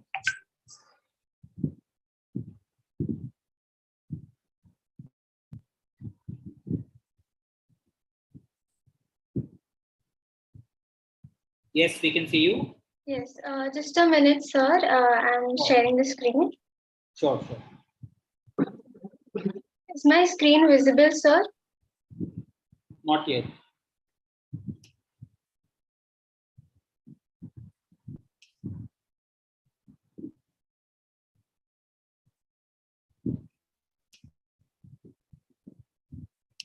Now, sir? No, is it visible for others? No, only Tanishka is visible. We can't see the screen. Yeah, now it's coming. Yes, sir, now we can see. Yeah, now we Okay. can. Okay, sir. May I start? Yes, please go. A very warm welcome and good afternoon to all the jury members on behalf of the entire team of 401. Through a careful research and dedicated team effort, we have uncovered valuable insights that we hope will captivate your interest and drive meaningful conversation. Our project is Yoga Detection Correction Model, your pocket guru for daily yoga and inner peace. Moving on to the problem statement and solution. Our problem statement is the need of a yoga trainer that can be both financially viable and easily accessible. So the solution we came up with was to make a yoga detection and correction model. So as you can see in the picture here, firstly we make this picture or real-time video as a skeleton, and which further detects the pose and then suggests the correction. Moving on to what's new in our project or what's the wow factor of our project. So most of the other solutions generally available in the market take help from the yoga instructors. But unlike in our solution is free of charge, portable device for self-training, hence enabling everyone to practice a routine aligning to their bodily needs. So unlike other apps which are available, they make use of 2D points, but here we are making use of 3D points to make it more accurate and reliable. It is also helpful for all the people from any age group who are taking small steps to bring discipline and exercise to start a self-instructed yoga routine. It is also good for all the sportsmen or professional athletes to self-train themselves and to align their workouts, customize themselves without the need of the instructor. If we talk about the further integration on larger scales, it can be used in education and educational and like an illustrative tool for physical training and sports activity monitoring. Further, the system would be versatile for to handle different body types, variations in lighting conditions, and by taking into consideration things like BMI and gender specific and pregnancy precautions with respect to women. And lastly, practitioners would also benefit from real-time feedback and guidance, and which would help them improve their posture forms and prevent injuries. Over to Vaishnavi. Yes, so this is our website. Here you can see that we can get our personalized yoga program. So as we click on Get Start, we can see that we have the nav bar, which provides customized feedback and login options. So here what happens is that we have 3 options ahead, which provides us features such as for choosing your BMI, choosing your age group, and also choosing your gender. So why we have made it gender specific is that if, for example, if we get inside female category and we can ask them whether they are having their menstrual cycles or whether they are pregnant. In accordance to that, we can also provide them exercises specific to their conditions. So here, this is our website. Yes, Ria, you can move ahead. Yes, here we can see that these are the buttons. So as soon as we click on Get Started, it takes us to the next page where it allows us to choose the, this page. Here we can add the info, the BMI, the age, and the gender, and we can provide the specific yoga poses for it. So this is the page. This is the page where we can enter all our. Please, Ria, just go to the slide where we can add the men, women, and pregnant slides. Yes, this page, yes. Yes, so we can choose what category we belong to, and in accordance to that, it provides us with the specific yoga poses. So for if we choose men, and if we have chosen the specific exercise that we want, we have a try now button, which allows us to do the exercise in front of the camera. And as soon as we perform any kind of exercises, over here we can see the exercises that we have provided, and we have a try now button. So any exercise we can click and we can try out the exercises. We have also given the name of the exercise the specific purpose of the exercise, what muscles it is targeting, or what it can cure, maybe diabetes or maybe heart diseases, whatever that yoga pose is useful for, we can provide that, and we can try out the yoga pose. As soon as we try out the yoga pose, we move on to the camera section where we can try the yoga pose, and the model detects whether we are doing it correctly or not. It corrects. It also tells us whether we can shift to the right or shift to the left, the distance between the hands, the distance between our legs. So the correct yoga pose with the correct posture is also provided. Now over to Vaidehi.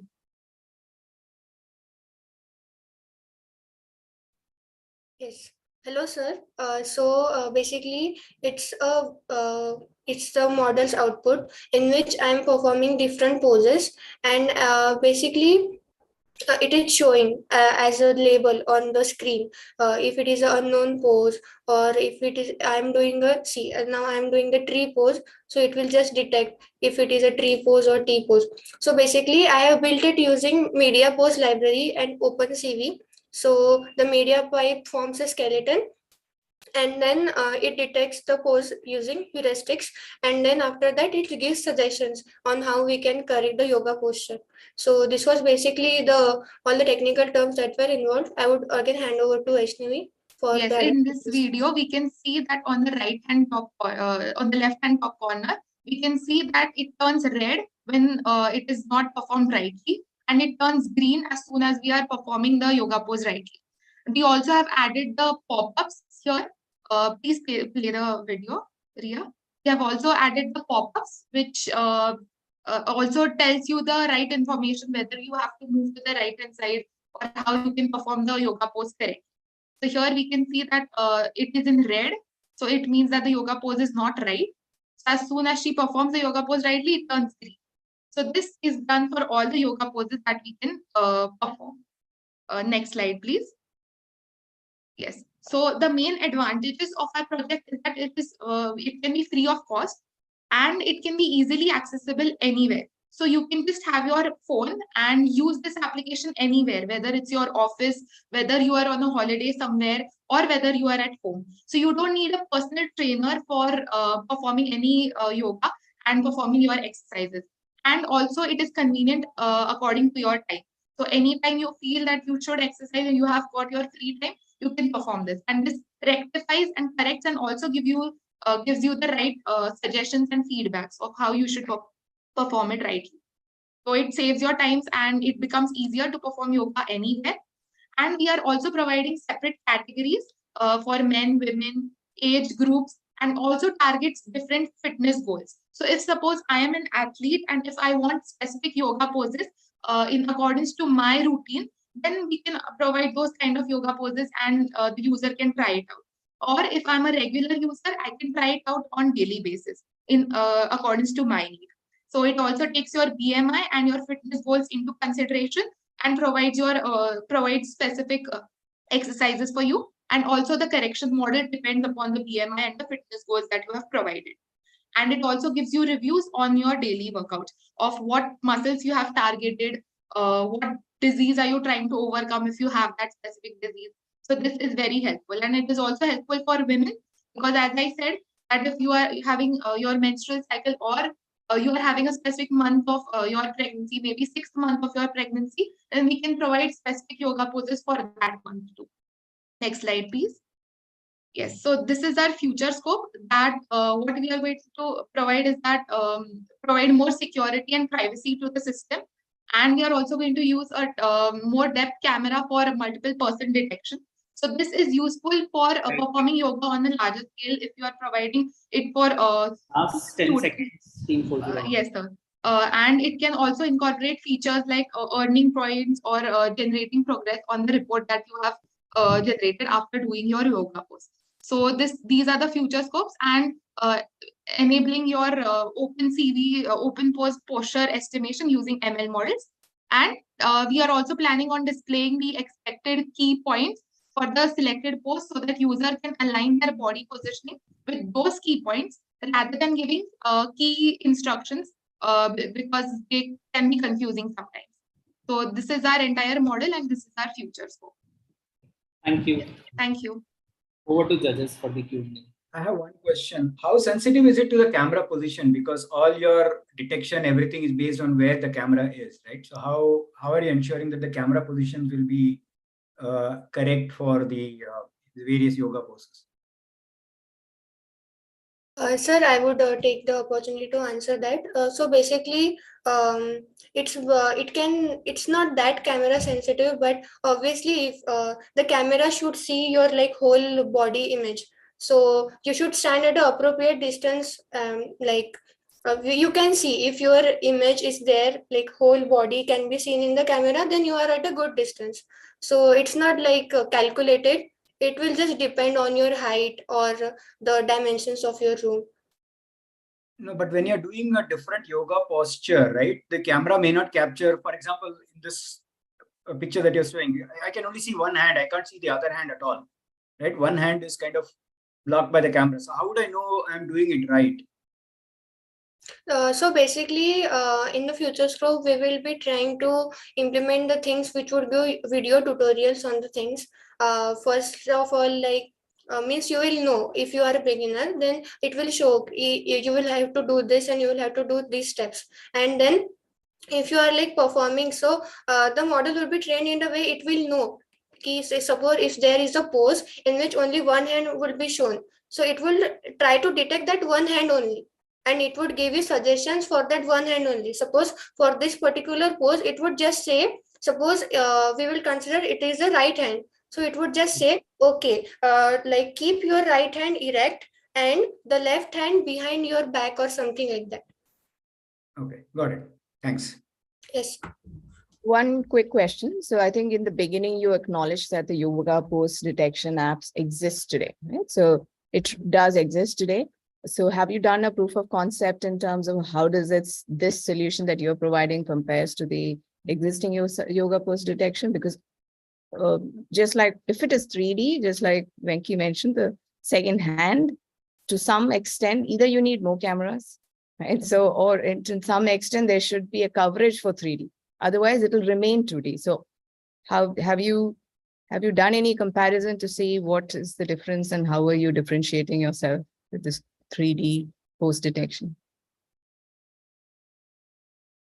Again, I would like to take the opportunity. So basically, what the model does, media pipe, it does, suppose I would demonstrate it with my hand. Suppose this is a hand, so it would take these 3 body points and then it would calculate angle between these any 3 points of the body. So it has like divided our body into 33 such points.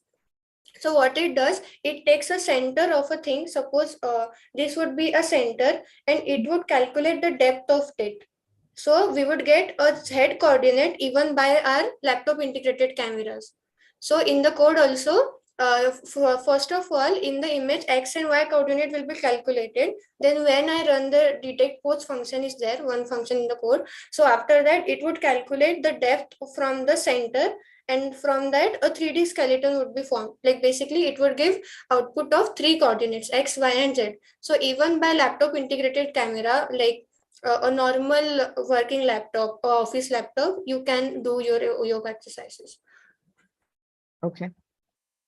Partly my first question in terms of have you actually compared the accuracy between the 2D post detection and 3D post detection? Any proof? Yeah, so like I read a paper, it was by some researchers. So a similar library, OpenPose, MediaPipe and OpenPose are similar. So they compared the results of 2D skeletons and 3D skeletons. So it had a jump from 70% accuracy to 90% accuracy. That's the 20% hike in the accuracy, I would say. So theoretically, you expect. Yeah, it is theoretically because because of lack of time, we didn't have the time to do it. So theoretically, it has. Thank you. When you, I mean, if you are moving ahead with this project, it's a good proof point for you to detect it. Yes, ma'am. Okay, thank you, team 401. Wonderful having you here. You can now exit. Thank you. Thank you. Thank you. Thank you. So we'll do a quick another round of evaluation. Post that, we'll take a couple of minutes of bio break and then we'll start. Sure.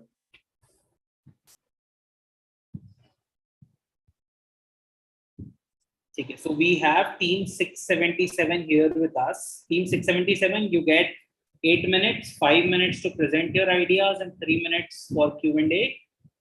And your time starts now.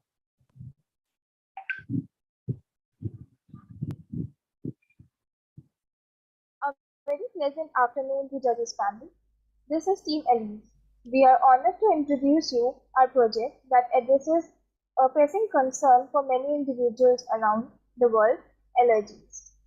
Allergies are something not talked enough. This has become a silent issue in our society. We envision a world where allergies are not barriers, but bridges that unite us in our shared experiences for one another. With Elise, we want to create more awareness about allergies and break the stigma around them. So now, welcome judges to Elise, the ultimate online platform dedicated to fostering an allergy-friendly lifestyle. We are excited to showcase the innovative features that make Elise a game changer in the world of safe dining, tasty recipes, and doctor consulting. At Elise Eats, as you can see, we have listed a number of restaurants that comply with your requirements. In this, we have an interactive map which will help you to locate them along with your contact information.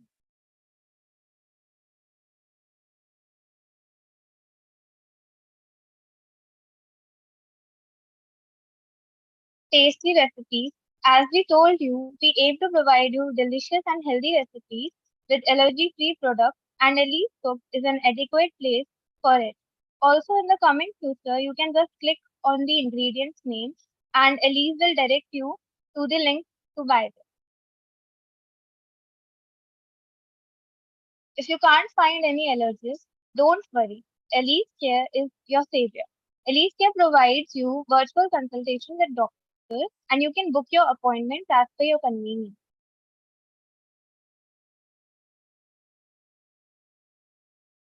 Now let us have a look at our blog section, Elise Insight. It is a space which contains articles and blogs that talks about new discoveries, awareness of allergies and personal experiences shared by the users. Now this is our community section. Connect with people who share similar challenges at the community space created by us. Here are the products we recommend you for a healthy and allergy-free lifestyle.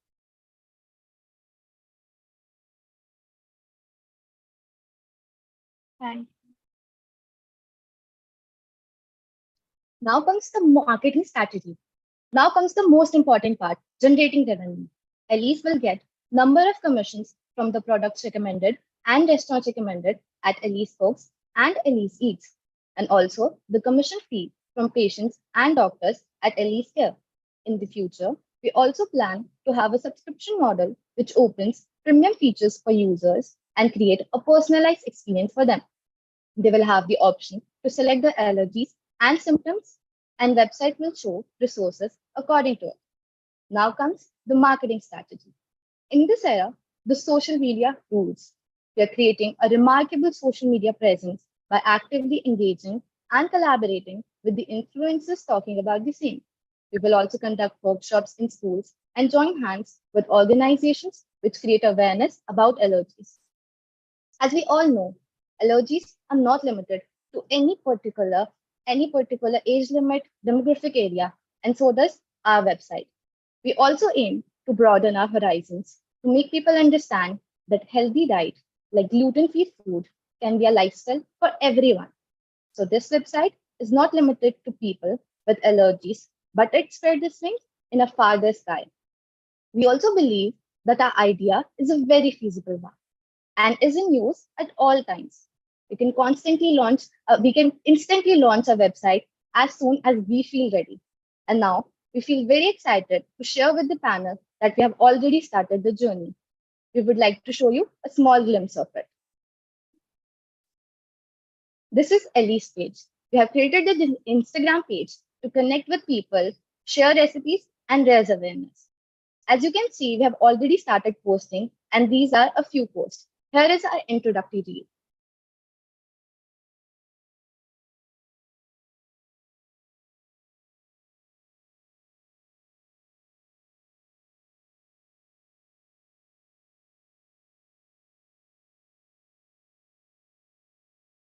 We will also share posts about interesting facts and reminders about allergy, and also share tasty and healthy recipes which you can cook at your home.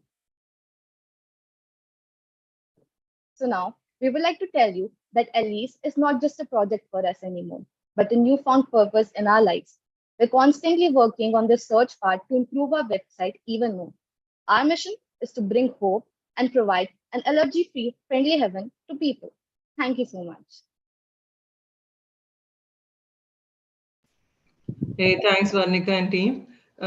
One question I have is, does it predict the allergies that you will get, or is it? No, it does not do anything like that. We are actually constantly working on making a website a customized experience. So in the future, you will kind of have a survey where you can just. Will it predict the allergies? No.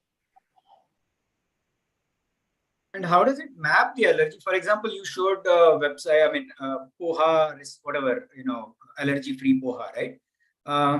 What if I have a different kind of allergy, which may be, peanut allergy or something, when So, your recipe may... so for now, our website is a very general website. So like if you have gluten-free allergy, you can just go to the gluten-free, you can just search for the gluten-free recipes.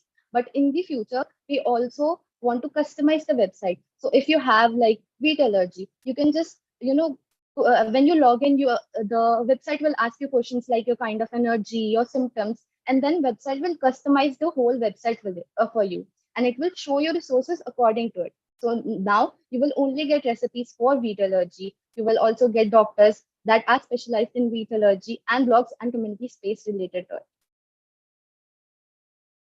All that is available on Google also, no? So if I have allergy, I wouldn't really want to, go on Google and search, okay, fine, I'll have to go on for a wheat allergy. Then I'll have to, look for doctors if I can't find an allergist around me. Then I may feel alone. Like allergy is not something every person has. We need a community space for that as well. So now Elise is this one-stop station where you can find everything an allergic person would require. Resources like treatments, discoveries, articles. You can share your experiences. You can write about your experiences. You can find doctors. You can find recipes. You can, just have a community space with people people that face similar challenges like you. How will you make it? How will you make it engaging? I'm not able to understand the engagement process in this. So this is all mainly what a lot of it is food related, at least for now. How are you going to make it a little more engaging that someone? So I don't cook, for example, right? So if I'm not cooking and I'm allergic to maybe dust, so what does it mean for me? So we have a plan for that as well.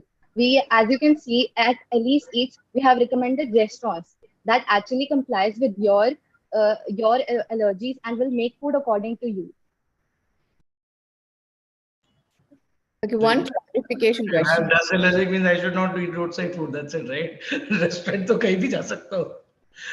But there are not every restaurant doesn't comply with you. Like you will have to we will specifically recommend you restaurants that will be allergy safe. Like first of all, allergy is something which can spread easily. So the restaurants which are super hygienic and make sure that it is the germs do not spread. And also like every restaurant is not that capable to comply of their food according to the customer. So we will specifically recommend restaurants that does that for you.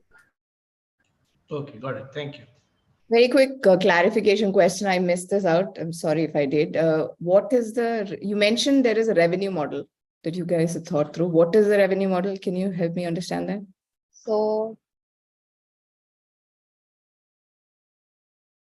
So the revenue model is, first of all, as we mentioned, that commissions. We are going to get commissions from the products that we are recommending.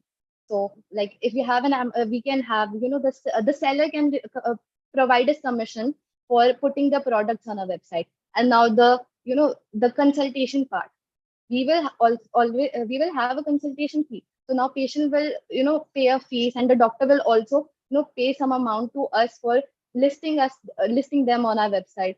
So that is our revenue model. Also in the future, when like the website launches and in 6 months we are in a better position, we also plan to have a subscription model.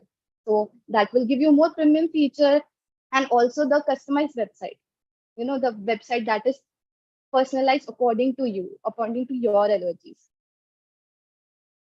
Okay, so your revenue generation, primarily the first part that you mentioned was through the vendors and doctors and basically whoever is feeding into the website. The second part you mentioned is basically from the end users. They can go for premium services. Yeah, that's what you're looking at. Okay, thank you. Okay. Thank you, team 677, for the wonderful presentation. You can now exit the meeting. Thank you. Thank you so much. Judges will take a quick 2-minute break if you would want to, and then whenever you're back, we'll restart. Oh. Okay. Okay. Okay. If anyone has a hard stop, they can actually let me know, because we are running behind schedule. Hey, how many have we covered, Pepper? Just quick check. Or how many more to go, rather, the other way around?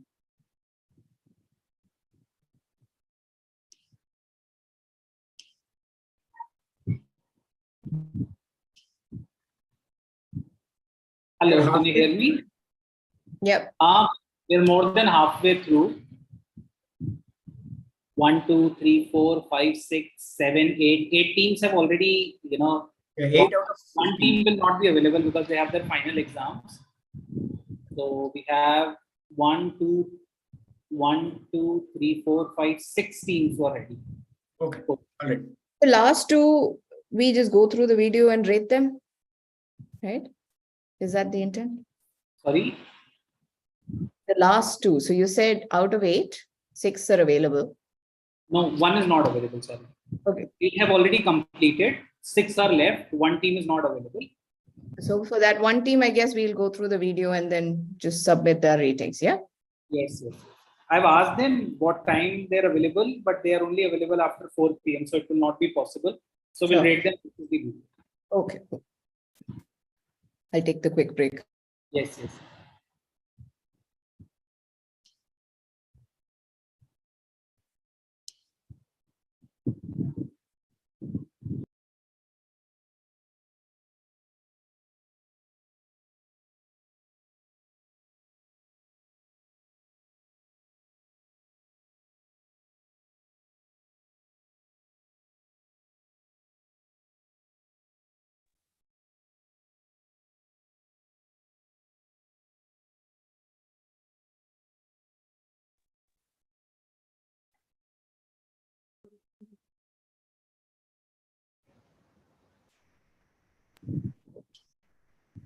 Team 195, are you there? Yes, sir. Right. So the judging panel has taken a quick short break. We'll start with you shortly. Before that, let me give you a brief. You'll have 8 minutes for your time with the judges. You will need to complete your presentation in maximum 5 minutes. We'll have a hard stop of 5 minutes from whenever you start. Post that, we have 3 minutes for Q&A. Okay. Any questions that you have? No, sir. You can do a dry run, anyone who has to speak, just check if your audio is in place. Anyone who needs to share the screen, just make sure that you're able to share and all of that. So Okay, as soon as the judges are back, we'll start.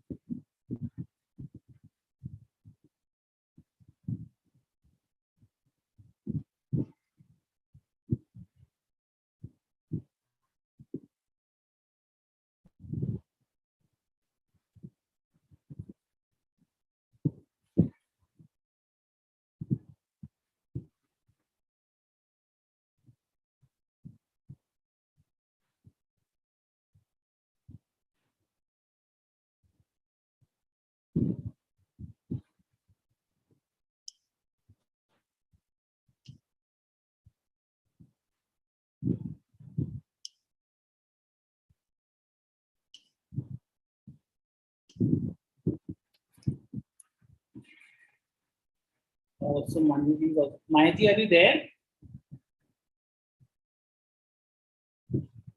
So we'll just wait for a minute before we start.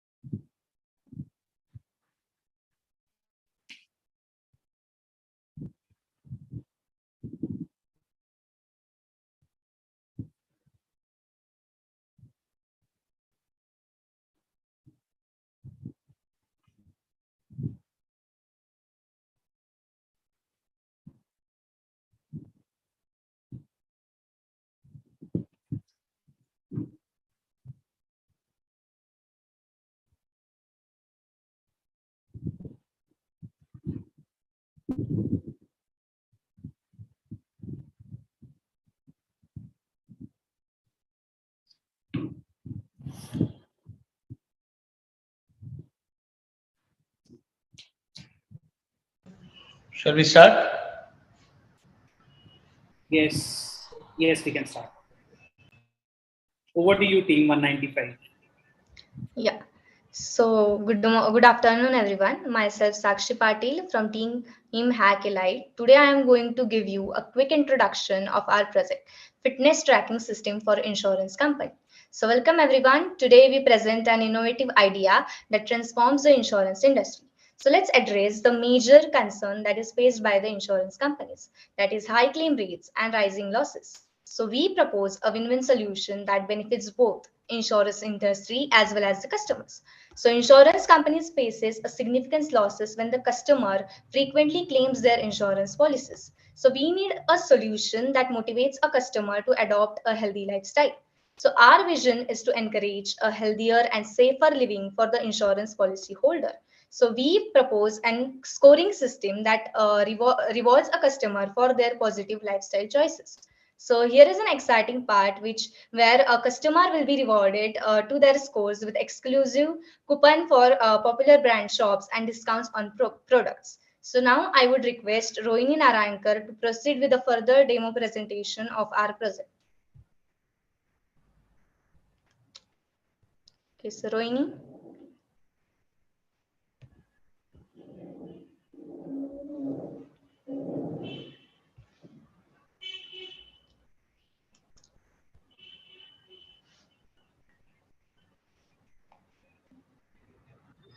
We can't hear you, Rohini, if you're speaking.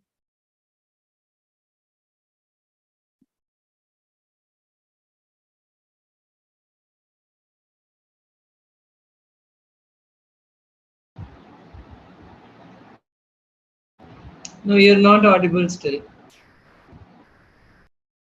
Can you guys hear us? Or if giving the demo, can somebody else give the commentary at the same time? That might help. The concerned person is not here. If somebody else will. Hello, sir. Yeah. Go ahead. We started our project by creating the data set using the data from the Google Fit API. In the actual project implementation, the data set will be provided by the insurance company. We collect the user's data to evaluate the different fitness aspects. This data helps us to create the machine learning model to calculate the fitness score that motivates the users to adopt the healthier habits. As we can see onto the screen, employees of the company can contribute to the data set by using the take enter window. This window collects the input like heart rate, age, steps taken, BMI, glucose, and that will help us to predict the fitness score. For calculating the fitness score, we have used the machine learning algorithm, which is known as the multiple linear regression. This new user's data is reflected to the .csv file, that is our actual data set, and that is dynamically also reflected to our database, which is going to reflected to our actual website that helps the user to motivated to healthy lives. And it also helps the company to track the progress over the time and encourage a healthier lifestyle. As you can see onto the screen, the fitness score is predicted by machine learning algorithm.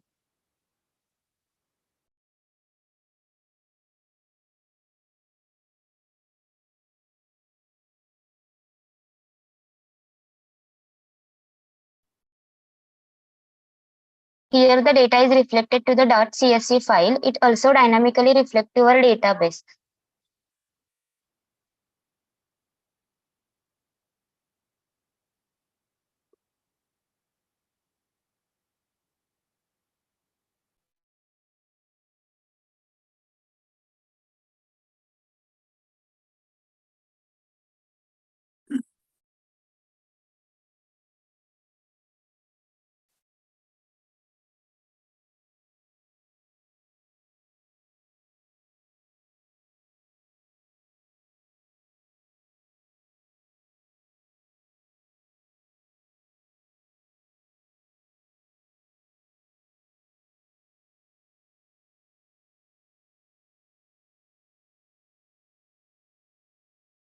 Is somebody speaking? I'm not able to hear anything. Or the screen is also frozen on one of the things.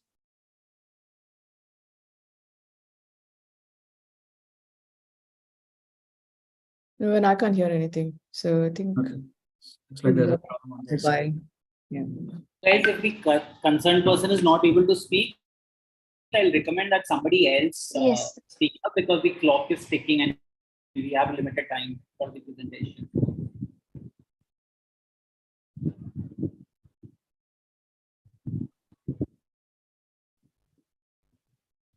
Sir, we have been created one website which that is shown into the window by using the HTML, CSS, and the JavaScript. We have created the different types of login information for the different types of user. The users can log in by using the user ID and password. That data will be stored into a database.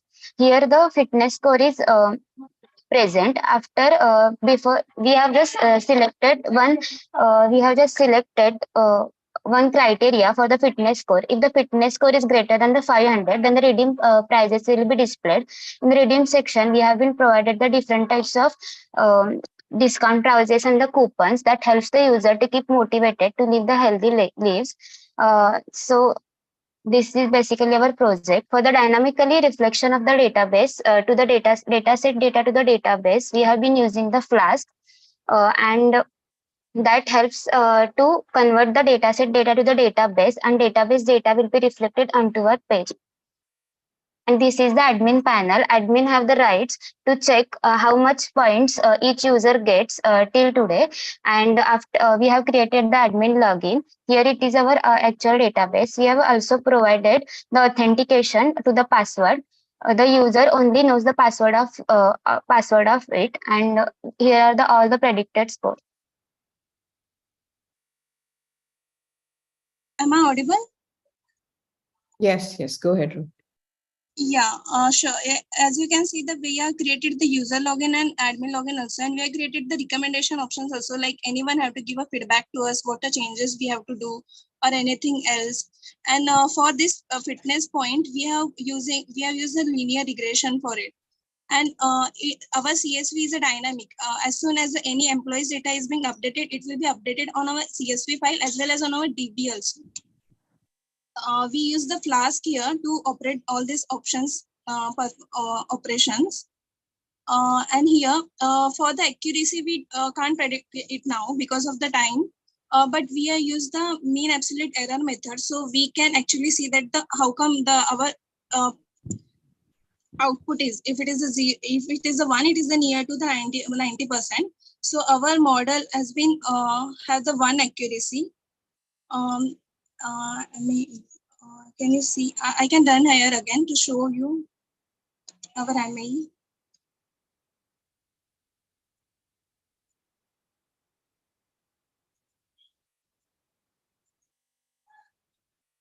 For your last couple of minutes, team 195. Yeah, sure, sir. Thank you, sir.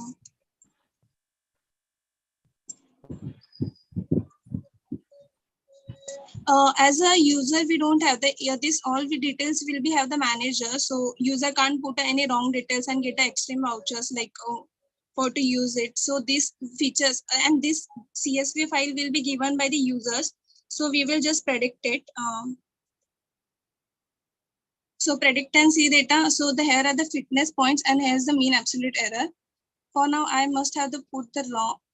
Yes, the wrong may be something. So that's why it is a showing 0, but it was showing the 1.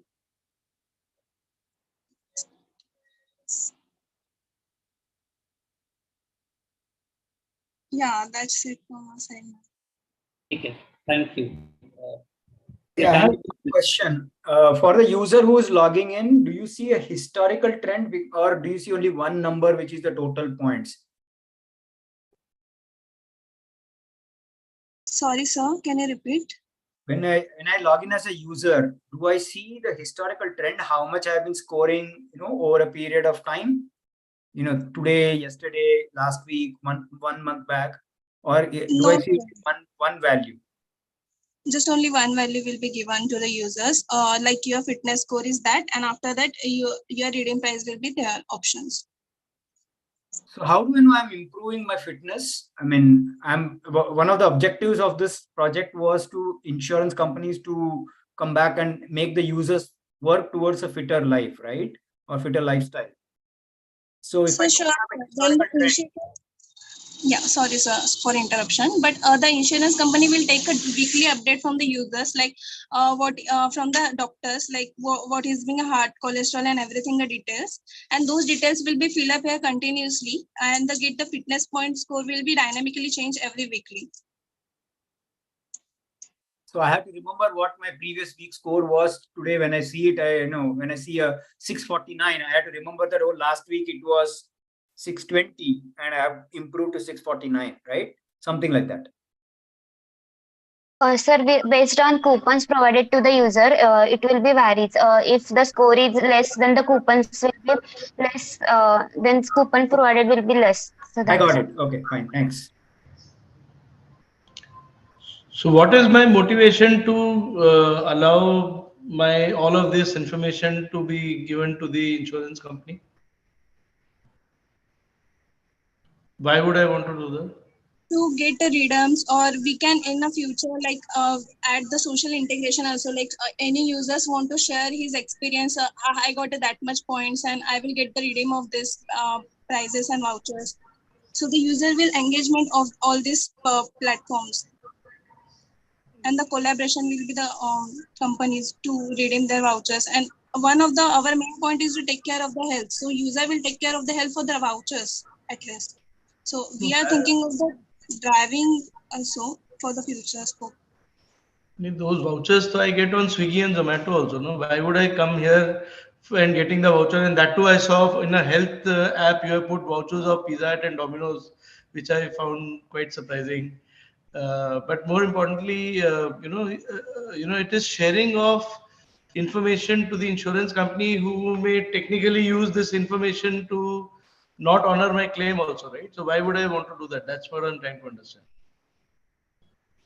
Sir, as for a demo, we will put the domain as No, that's okay. That was just more on a lighter note. My main question was that why would I give this information to insurance company so that they may use this information to not honor my claim? That is my main question. Yeah, the question is around conflict of interest. Is there a conflict of interest? I think that's what Ajay is asking. So for the people who are interested in a fitness, so they could get the at least fitness score, like how is being I'm improving or am I not improving. For that kind of the user will also engage with this program. For that I will go to a health app. No? My question to you is, your positioning was that this is for insurance companies. Why will I take the pain of going into this app for giving my information to insurance companies for for this? That is my question. So, folks, the application is meant for your insurance company. How will your insurance company motivate their users to enter the data? That's basically what Ajay is asking, that because there could be a conflict of interest. what if the insurance company uses this data to not provide the claims which they have submitted for, or reduce the value against that particular user? There is a conflict of interest there. So that's something that he's asking. As for now, we are only think of the vouchers, but as in the future, we can think of the social collaboration with the influencer or something that they could inspire the people to take this, or any other chances that insurance company might be collaborated with some other people. So people will show interest in that. Okay. Any other questions, judges?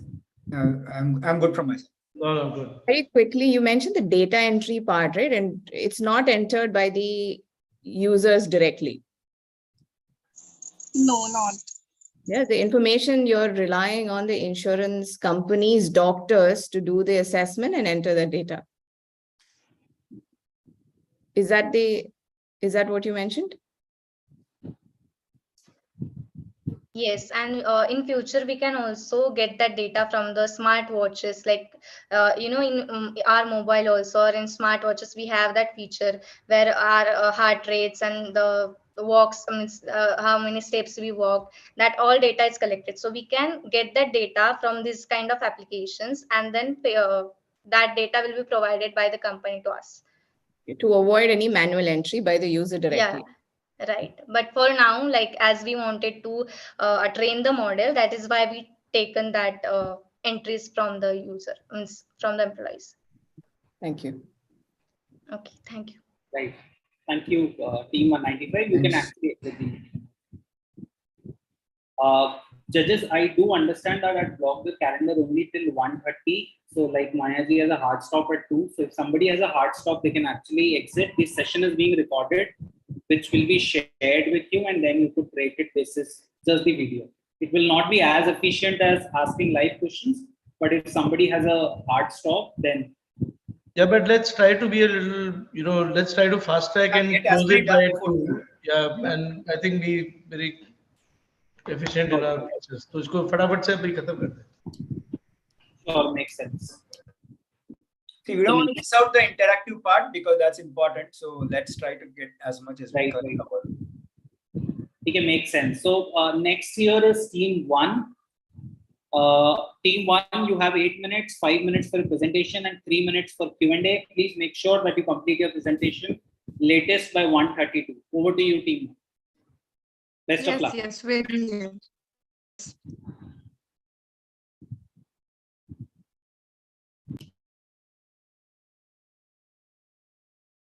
Yes, okay. Just a minute. Okay. Hello, everyone. Good afternoon. The story starts from where this one fine day I was watching a documentary by National Geographic, where they conveyed that education should be for all.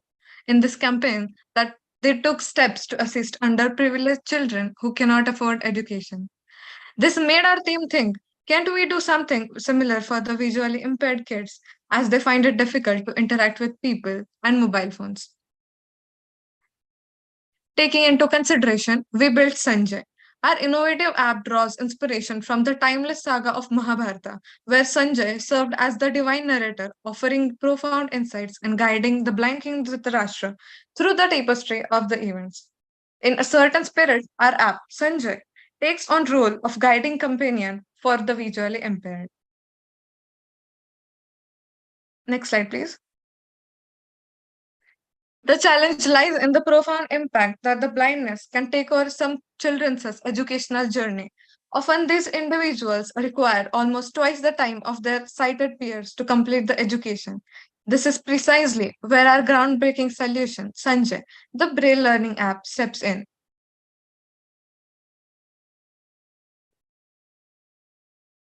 In the course of implementation, we visited NGOs to discuss and understand the problems faced by educators and students in their learning process. And we were inspired to find a feasible solution by integrating technology with the current need of these students. We identified 4 main sectors, namely visualization, translation, reading, and writing, where we could provide necessary specific solution tools to them. we research the tech stack required for the development of the application. According to the required specification of the problem and the machine learning algorithms and models that we will be integrating in the further app. The development would be done followed by all the phases of testing of this application. Launching and monitoring will be done through collaboration and these local NGOs and acquiring constructive feedbacks and opening door for further improvement. Our app offers the following functionalities: translate spoken English to digital Braille and vice versa, recognize image drawn in Braille and learn their pronunciations. Further, it enables users to read a Braille passage and answer the answer the question heard from the speaker button below. They also have the option to listen to a story and read its title and moral in Braille.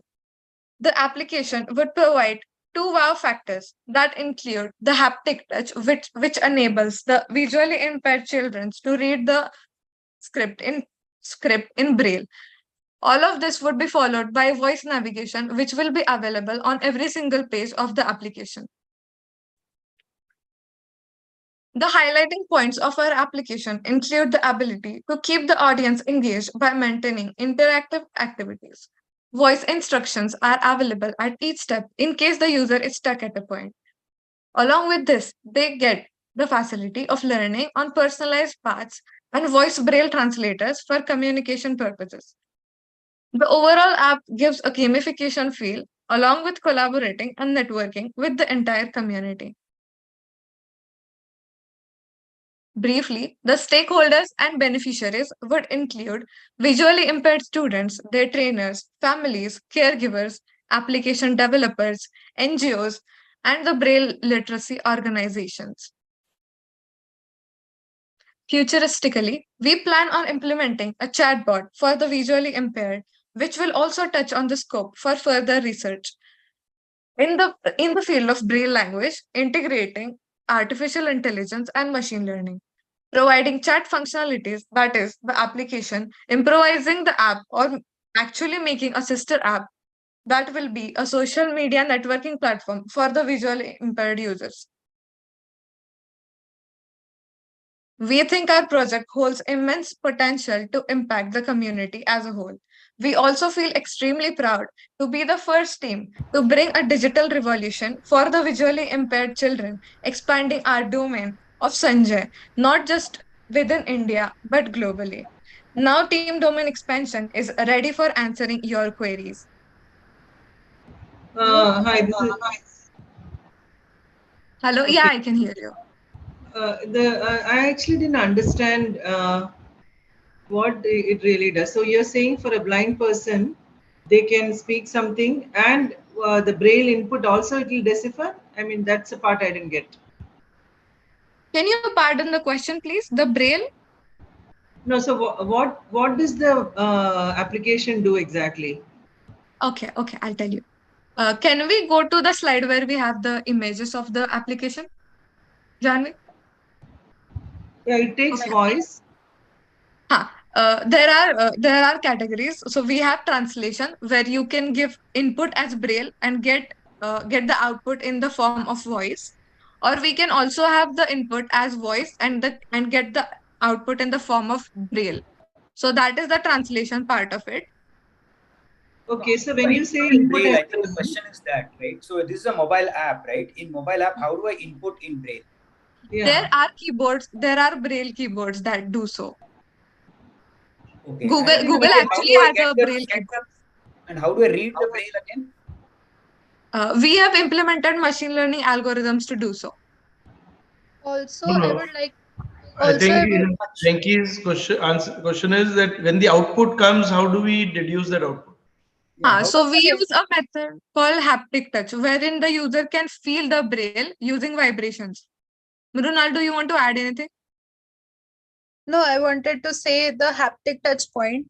Like when the text is displayed, and then there is a method called haptic touch. So whenever the user puts the finger on the word, then he gets the frequencies and sensations. So he can read whether there is the text or not.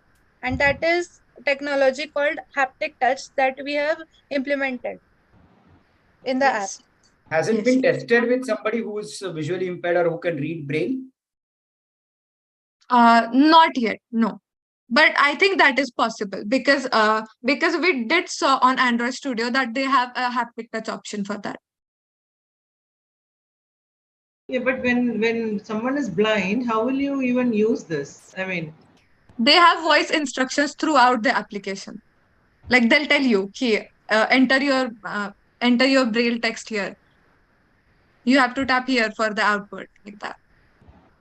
but you have not developed any MVP yet. I mean, this is more theoretical.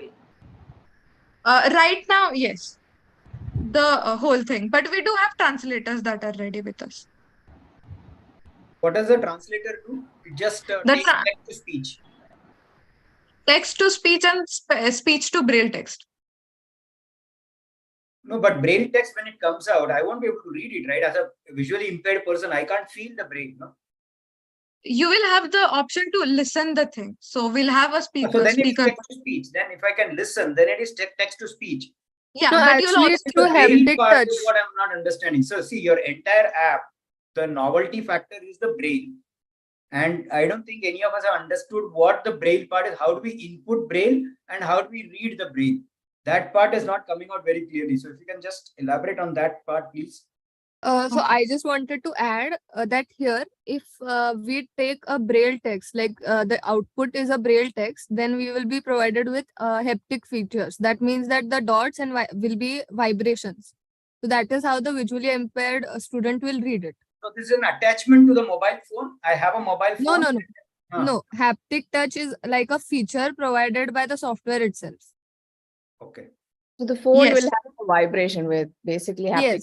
Yeah. So instead of a bump, it will be an vibration. Yeah. Okay. So it would have been good if you had a demo or even if it is one or two characters, if you had just showed us how that would look, and if you had, somebody who is visually impaired could have read it, that would have made a lot more powerful impact. Yeah, but we were a little short of time in implementing that part of it, so we couldn't make it till there. Okay. Okay. Any more questions, judges?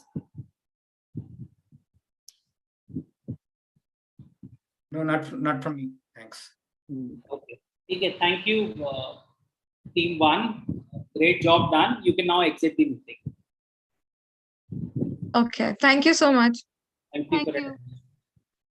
Thank you.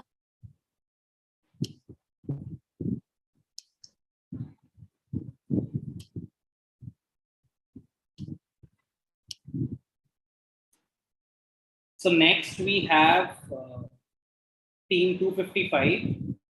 Team 255, again, you'll have 8 minutes for your time with the judges, 5 minutes for your presentation, and 3 minutes for Q&A. We are starting at 1:38, so we will have a hard stop in a presentation at 1:43. Best of luck. Thank you, sir. Who's beginning the presentation from 255? This is team 255, is it? Right, 255, yes. We had a slight change of order. This is not team 476. Huh? Okay. Can I start the presentation? Yes, please go ahead.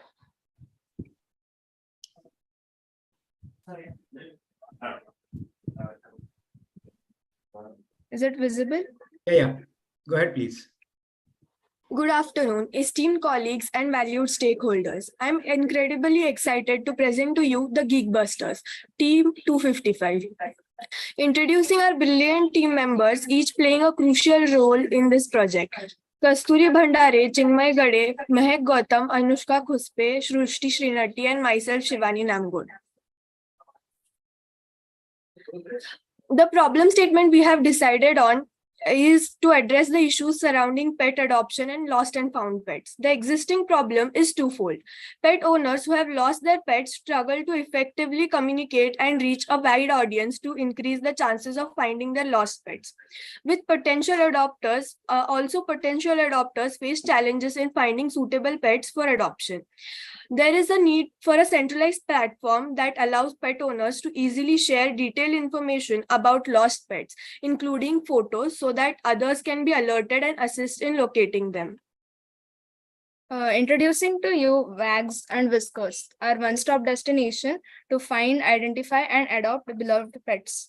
By offering this comprehensive platform, we aim to bridge the gap between pet adopters as well as the people who have lost their pets and are trying to find them. So our website offers mainly two functionalities: lost and found section and the adoption section. In the lost and found section, people who finds an abandoned pet can upload details of it, like the breed, photo, color, so that other people on the website can look at those and identify their pets and contact the owner immediately. And the second is adoption section. So the pet owners looking to give away their pets for adoption can use this feature to report and upload detailed information about that pet. In this way, pet owners looking to give away their animals can help find their pet a good, loving home forever. So the data set we have used for this project is 23 pet breeds image classification, which consists of images of dogs and cats, which mainly consist of the 23 common breeds, which are 15 breeds of dogs and 8 breed of cats. The tech stack we have used consists of Django for seamless backend development, TensorFlow for cutting-edge machine learning, MobileNet for advanced image classification, and HTML, CSS, JavaScript for intuitive and user-friendly front end. So now let's jump into the demo.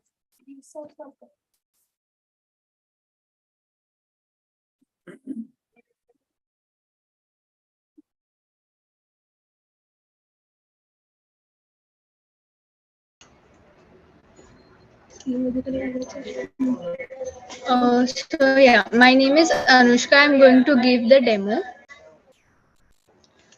So here I have started the server.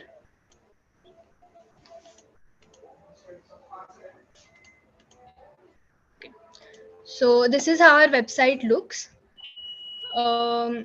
Here we have listed the steps for adoption and some FAQs. So if we go in the admin section for the website owner,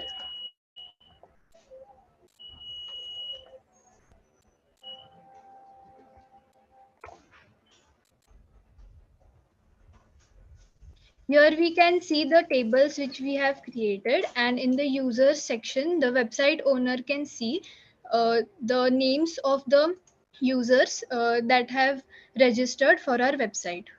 Now in the view site, it is already logged in. So when I log out and log in again, so if the user already has an account, they can log in. If not, they can sign up using this and create new account. So now I will log in directly. So this is how it looks. Pardon me, sir. Last 1 minute review. Yeah, sir. So in the profile, the user can see its details and the pets that they have listed for adoption and as lost or found. And now Kasturi will explain the further part. Thank you. So these are the two features of our website, which is the list pet for adoption and list pet if lost and found. So in list pet for adoption, if the owner wants to give their pets for adoption, they can upload the details of the pets in this section and add the pet. And for list pet in lost and found, if a person finds an abandoned pet, he can upload the images, details of the pets over here and add the pet. Now, the unique feature of our website is our TensorFlow model, which is used to identify the breed of the pet. So here, if we choose the file and submit the image, we can get the breed, weight, and all the details of the pets which we want. So further, we'll explain. Yeah, so in the next step, adoption, here the user which want to search for the breeds he or she want to adopt, they can search here the breed and the cards will be displayed, and the database here is taken from the DB Escalate, which is default for the Django. And here for the lost and found, the owner will search for the breed of his or her pet which has been lost, and the cards will be displayed having the information related to the pets here, and they can contact the owners. Now the further will explain by Shivani.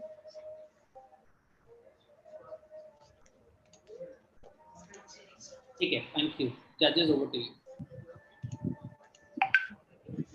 So I think from an execution perspective, you've leveraged image recognition essentially for someone who's submitting a lost and found scenario. They don't know what the breed is, right? You raise the image and it recognizes what the breed is. Is my understanding right?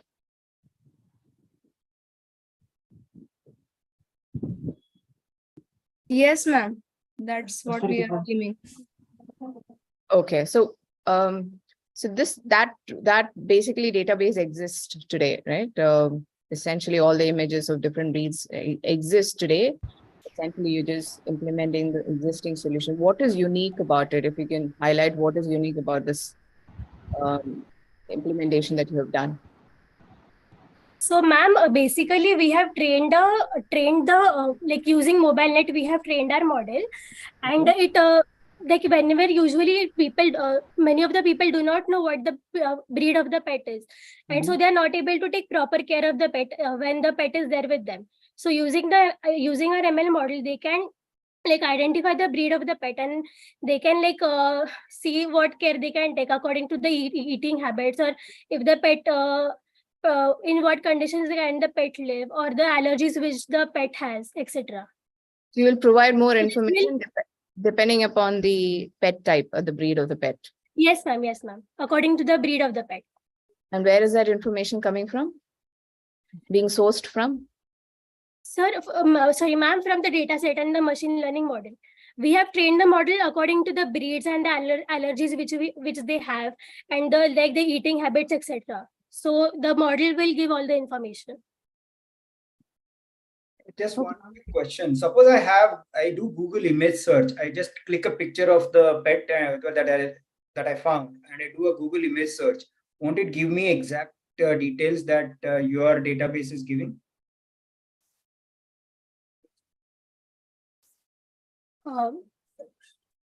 It will give sir, but like we have created a centralized platform for all the features, so that is like unique in our website. All right. So like we do not have to separately go on Google and search for the pet breed, etc. It will show on our platform itself. Okay, so that's the uniqueness you're saying. Okay, got it. Yes, sir. Yes, sir. Any other questions, sir? Good to go? No, I'm good. I'm good this week. All good. Okay, team 255. Great having you here. Thank you. You can now exit the meeting. Thank you, sir. Thank you, sir.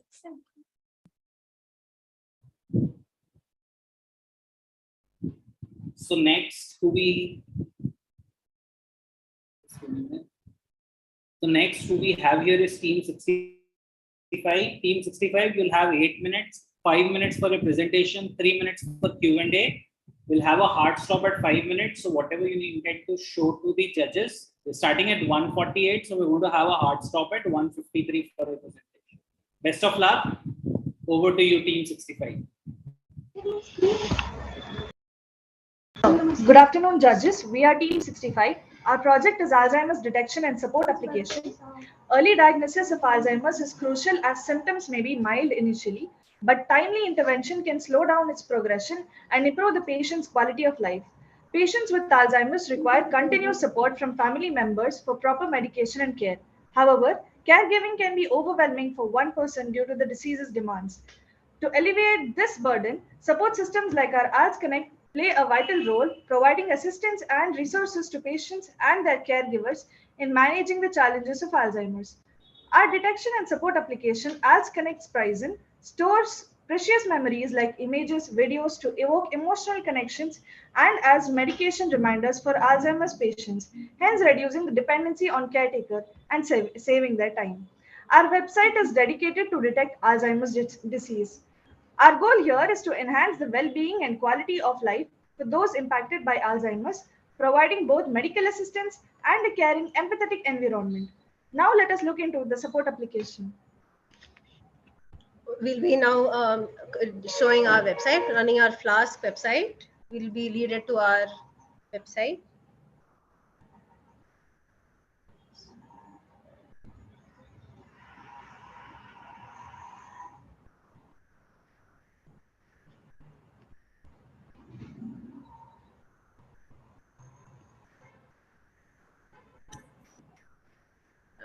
Once again.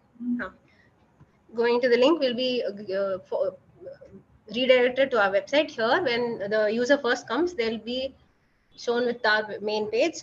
We have used Alzheimer detection, so we have used the dataset from Kaggle. So when they come here, they can either first learn more about the Alzheimer's, or they can join a community so they can go with have advices from like-minded people and feel more secure, or they can just sign up. Here we'll sign up. You need to create a new unique ID.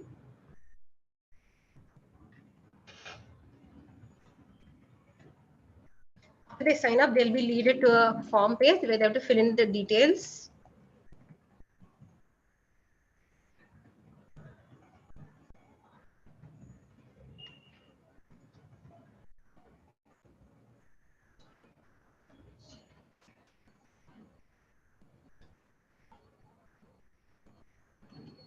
Here, a little description about the patient's thing can be given here. And now we'll upload an MRI scan from the data set taken. This is of a class, since we know it, we have taken a data set of the second classification, basically EMCI, which is early mild cognitive impairment. Alzheimer's disease is basically classified into 5 classifications: cognitively normal, or early mild cognitive impairment, mild cognitive impairment, late mild cognitive impairment, and Alzheimer's disease. What the image that we have given is of under classification 2. Now we'll be going, we'll be showing the support application.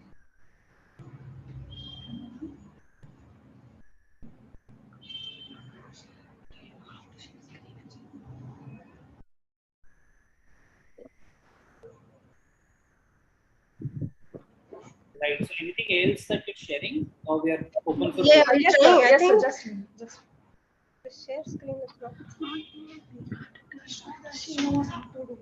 Oh, you're doing the video. Okay. Then come on the video. Somebody come. Because the video.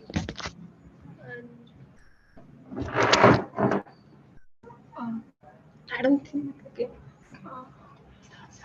Since we are not able to share our screen, we are showing through a video. So let's just log in for now. We already signed up.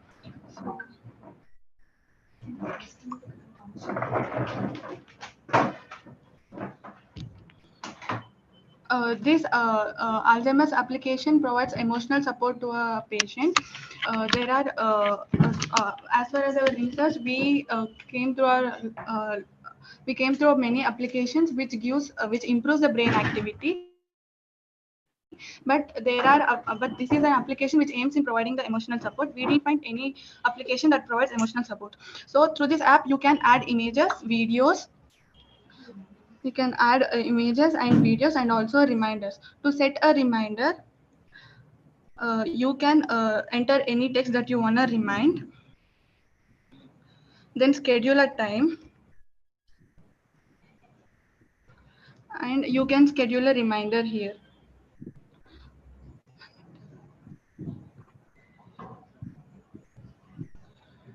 I just schedule a reminder for time 154. Let's just see if a notification arrives. There are other things like a setting screen, and so where you can look at your details and all, and change password, and about gives the more information about the app. You can see that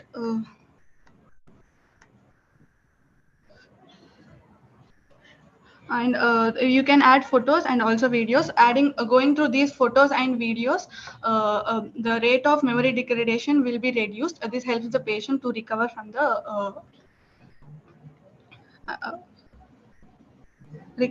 the disease. So these are the images and videos we have already uploaded.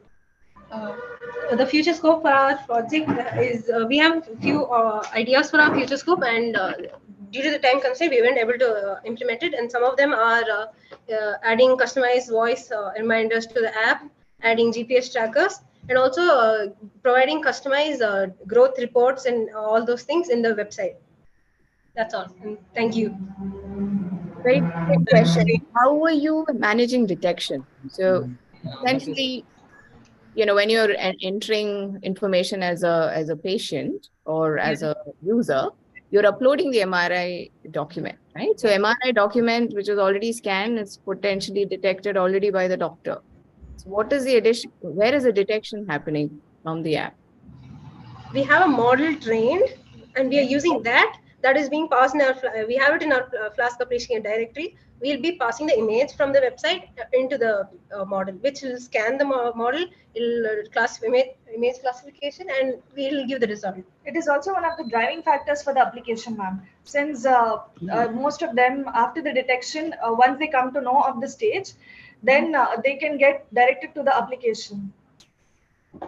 Yeah, so my point is the detection should have already happened then, right? So before the detection, yeah, post detection, yeah. Yeah, right after the detection, we will give a prompt about them regarding their status, and then we will also provide the link. Once we upload it to the Play Store, we will also provide the link for the application. So via that, they can get the support. Okay, so your target audience here is existing Alzheimer patients. So it is not predicting or improving. We are predicting. We are predicting. Now, either detecting the stages. Ma'am, the major part of concern was regarding the app development, ma'am. So how to produce a personalized app for that Alzheimer patient to go through his memories, that was a major idea. In order to add on to that, we added the detection system. That is it. That was just an add-on to our major idea. Anybody can name, even if they know already, they can use our app, or if they don't know, they can come to our website, detect it, and use our application. So I have one question on this. These pictures and the videos and photos, whatever that the sounds that you're going to play. Yes. How do you know that those are the right ones to jog the memory for the Alzheimer patient? Have you discussed these with doctors or anybody? Sir, actually, we went through certain research before we chose this part. We went through a lot of details, which also said that long-term memory often remains stronger and longer in people living with dementia. So actually, it said that some ideas to actually reduce the memory degradation include looking at through the photos and making a photo album of them and watching their family videos. Such things will reduce the memory degradation rate. So we went through all these research papers and the articles and all that, and then we came up with this solution. So this will be used by the patient, or will be used by the patient support system? So caretaker can upload images and videos, and for the patient. The caretaker anywhere. So the patient is supposed to, when the reminder comes, the patient is supposed to watch the videos, right? Yes. Yeah, take the medications. Reminder is for reminding anything, because they keep forgetting things. You can remind their medication and other things. What the caretaker, why can't the caretaker? No, and that is our point. The thing is, there sometimes the caretakers are not always free. They have their own life to take care of, and this is why we made the support application. That's the idea. All right, got it. Thanks. I'm good with my questions. Okay. Any other questions anyone has? No? Chalo. Okay. Thank you, Team 65. Thank you. Thank you. Last 3 evaluations left, judges. Thank you so much for your patience. I hope I'm not misusing your patience. Let's go ahead. 3 evaluations. This is Team 295. Team 295, you have 8 minutes, 5 minutes for your presentation and 3 minutes for the Q&A from judges. Make sure we'll have a hard stop at 5 minutes. So make sure that you finish by 295. Over to you, team 295. Yes, sir. Good morning, sir. This is 295, the explorers, and we'll show the presentation, the basic idea of presentation.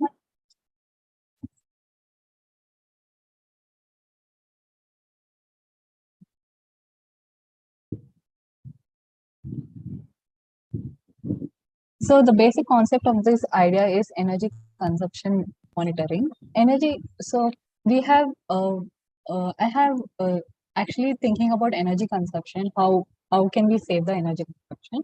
So while I was sitting on my couch and I was reading a newspaper, I have seen that India is running. India is running based on coal. Most of the energy is based on coal, and next 50 years the energy will get over, and we have to depend on other importing facility. So to reduce this advantage, we have created this application, Smart Eye. Smart Eye main features are energy conservation, cost saving, environmental impact, personalized control. Energy consumption through this device, we have connected to the hardware. Hardware is connected to our appliances through Wi-Fi, and through this we can monitor from our websites. And based on this, we have this. We have the data set. Data set gives us the date, time, and submitter 1, submitter, submitter 3. Submitter 1 is the appliances in 1 room, 2 and 3. And based on all this, we are calculating the graphs, and the plotted graphs we have trained by ML model.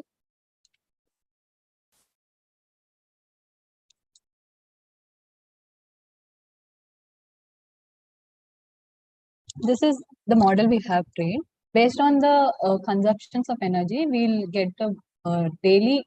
We'll have the daily usage of energy, and based on the daily usage of energy, we are calculating the daily, monthly, and weekly usage. And these plots will be shown in the website. And through this, we can have a clear idea on how the energy is consumption, how our energy is consumption. And we have always thought like one day we on the fan and we go out and we realize that we didn't off the fan. After offing the fan, we realized we're just wasting our energy and wasting our money in that. So this application will help us to save the energy and to even store the energy for the future generations. My friend will continue with the website of the.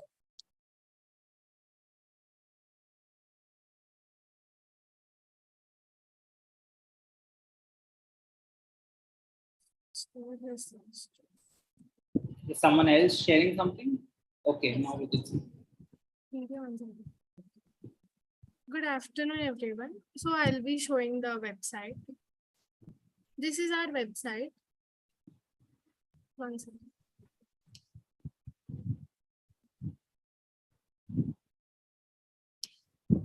So the data is collected using the software. The energy is predicted for different appliances of the household appliances, and based on the daily data consumption, weekly, monthly, and yearly energy consumption is calculated. And also it gives you caution alerts, which means when you exceed the energy consumption limit, it gives you a caution alert. Like, do you want to use it further or do you want to stop using? So that energy can be saved and the prediction will be accurate. It gives you the number of devices connected and the number of devices which are using the data. And after connecting to the devices, you'll get the power consumption and all the details. And you'll have a page wherein you'll have all the data. From the data set and the ML deployment, it will give you the graphs plot. It will plot the graphs of weekly, monthly, and yearly consumption. So you'll have the basic idea of how much energy you are using so that you can save it. And this is a chatbot you can use for any queries. And you can even ask if you want to, like, it asks you if you want to turn off the appliance or keep it as it is. If you say yes, it will turn off the appliance. If you say no, then it will run as usual.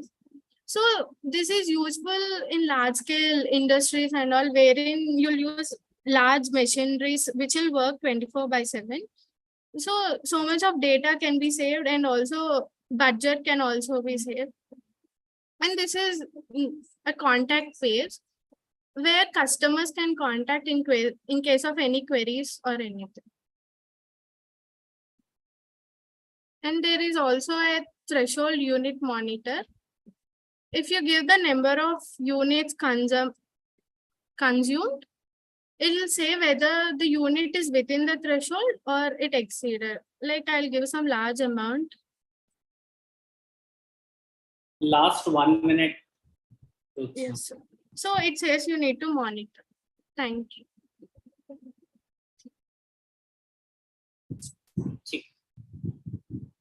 Okay, I have a couple of questions actually. One was on remotely turning on and off, right? Have you implemented that, or is that something that you are just kind of, that's the future scope? So we have just worked on the software application part, and we need to work on the hardware. So fine. The other question is, you said data directly from the appliance, or does the data come from the smart meter? Where is the data coming from? So the the device is connected in the main house, and based on the main house, the data is collected to microcontrol unit. So microcontrol unit will capture all your data collection and give you through the signals, and it is run in a website. If I have a refrigerator and a fan, it will tell me which is the refrigerator and which is the fan, the data? Yes, sir. It will tell you which is the refrigerator. Or is that something you're kind of thinking of?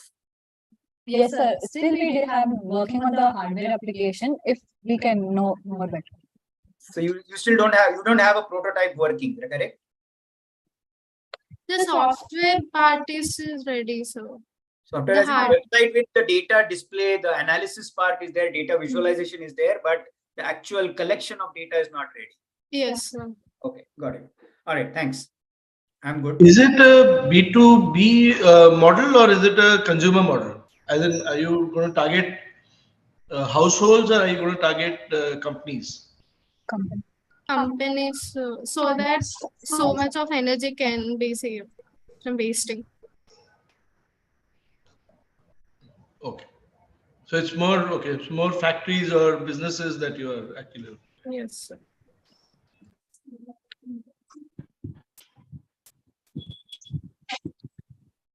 Okay. Have you looked at other solutions in this space, or is it something completely new? Because the solutions for factories and others exist, right? Smart factory solutions. Sir, can you please repeat the question? No. Smart factory solutions exist today, right? There are many solutions available from the the appliance providers, right? Whether it is Schneider or I don't even know the names, but Siemens and others. Everyone has solutions. So how is your solution going to be different if you're selling it to factories? If you're selling it to homes, I can understand, but if you're selling it to factories, that's why I asked the question, because of that's why my follow-up question came from what you came with, Ajay. Yeah, because the factories will always have it. So that's why I was also trying to understand the business. Yes, sir. The main idea is for a company, and the next we want to implement in the households, because ranging of the meter and the safety should be taken. That's it. Okay, got it. Thanks. And it can also be used for budget. But a bit about houses, my follow-up question, if you're saying that, follow-on will be houses, in which case then is the expectation that all the devices will have to be smart devices? So all the devices need not to be smart. We can actually install a small chip so that it sends the data. Yeah, the devices would need sensor, and I think that's yes, sir. We can install it, pre-install.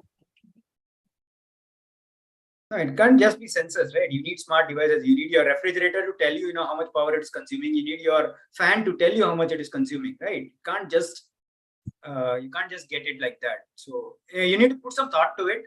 Again, we're not trying to discuss the problem here, but it requires a lot more than what you're thinking.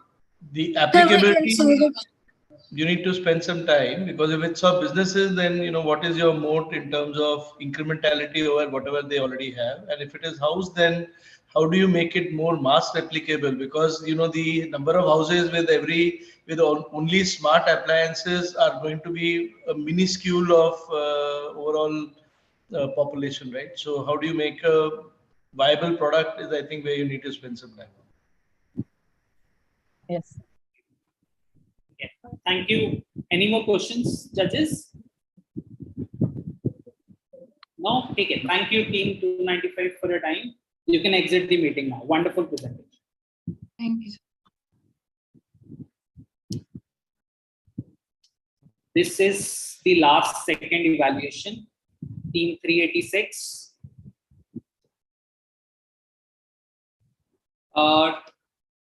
Team 386, welcome to the finale.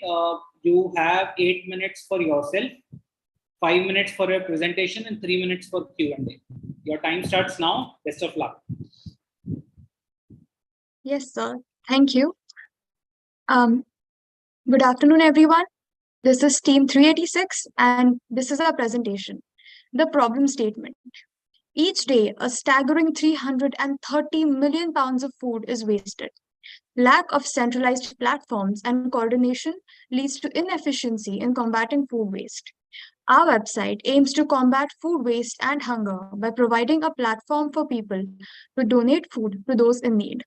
Over to Gauri for the demo. So this is the main page of our website.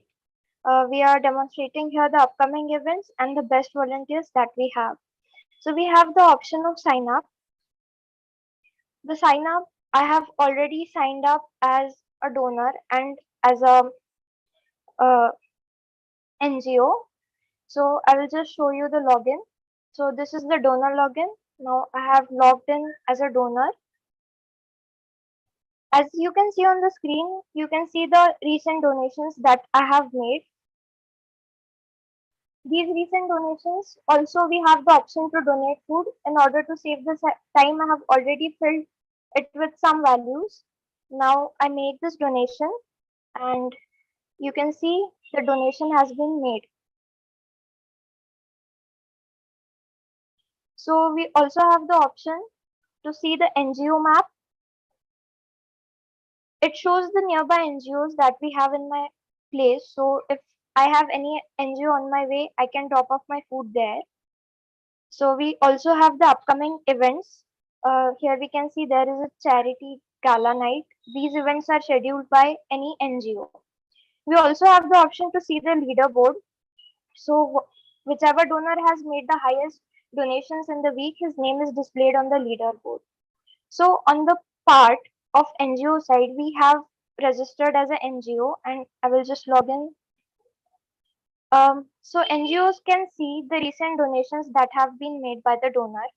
This orange is, I just made this donation in front of you. So we also have the option for NGO to start an event.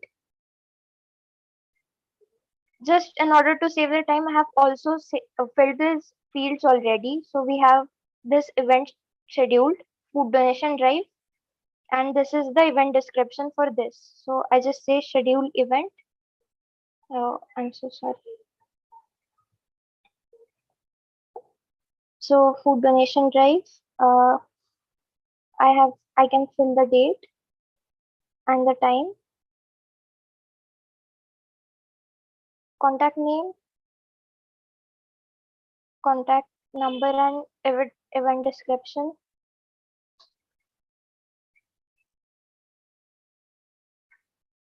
And I can schedule event. The event has been scheduled successfully. This scheduled event is now visible in the donor side. You can see food donation drive that I just added. So now over to Akanksha for the future scope. The future scope of our project includes real-time tracking, that is, implementing real-time tracking of food deliveries for enhanced transparency, community forums for users to share experiences and insights, and business integration with local businesses for surplus food donations, thus maximizing impact. With this, I conclude our presentation of the project. Thank you so much for this opportunity. Just one question here, Kanchal. So you started off this session, and in fact, you ended off the session with saying, it solves for wastage of excess food. Whereas the whole session, has been presentation has been around donation.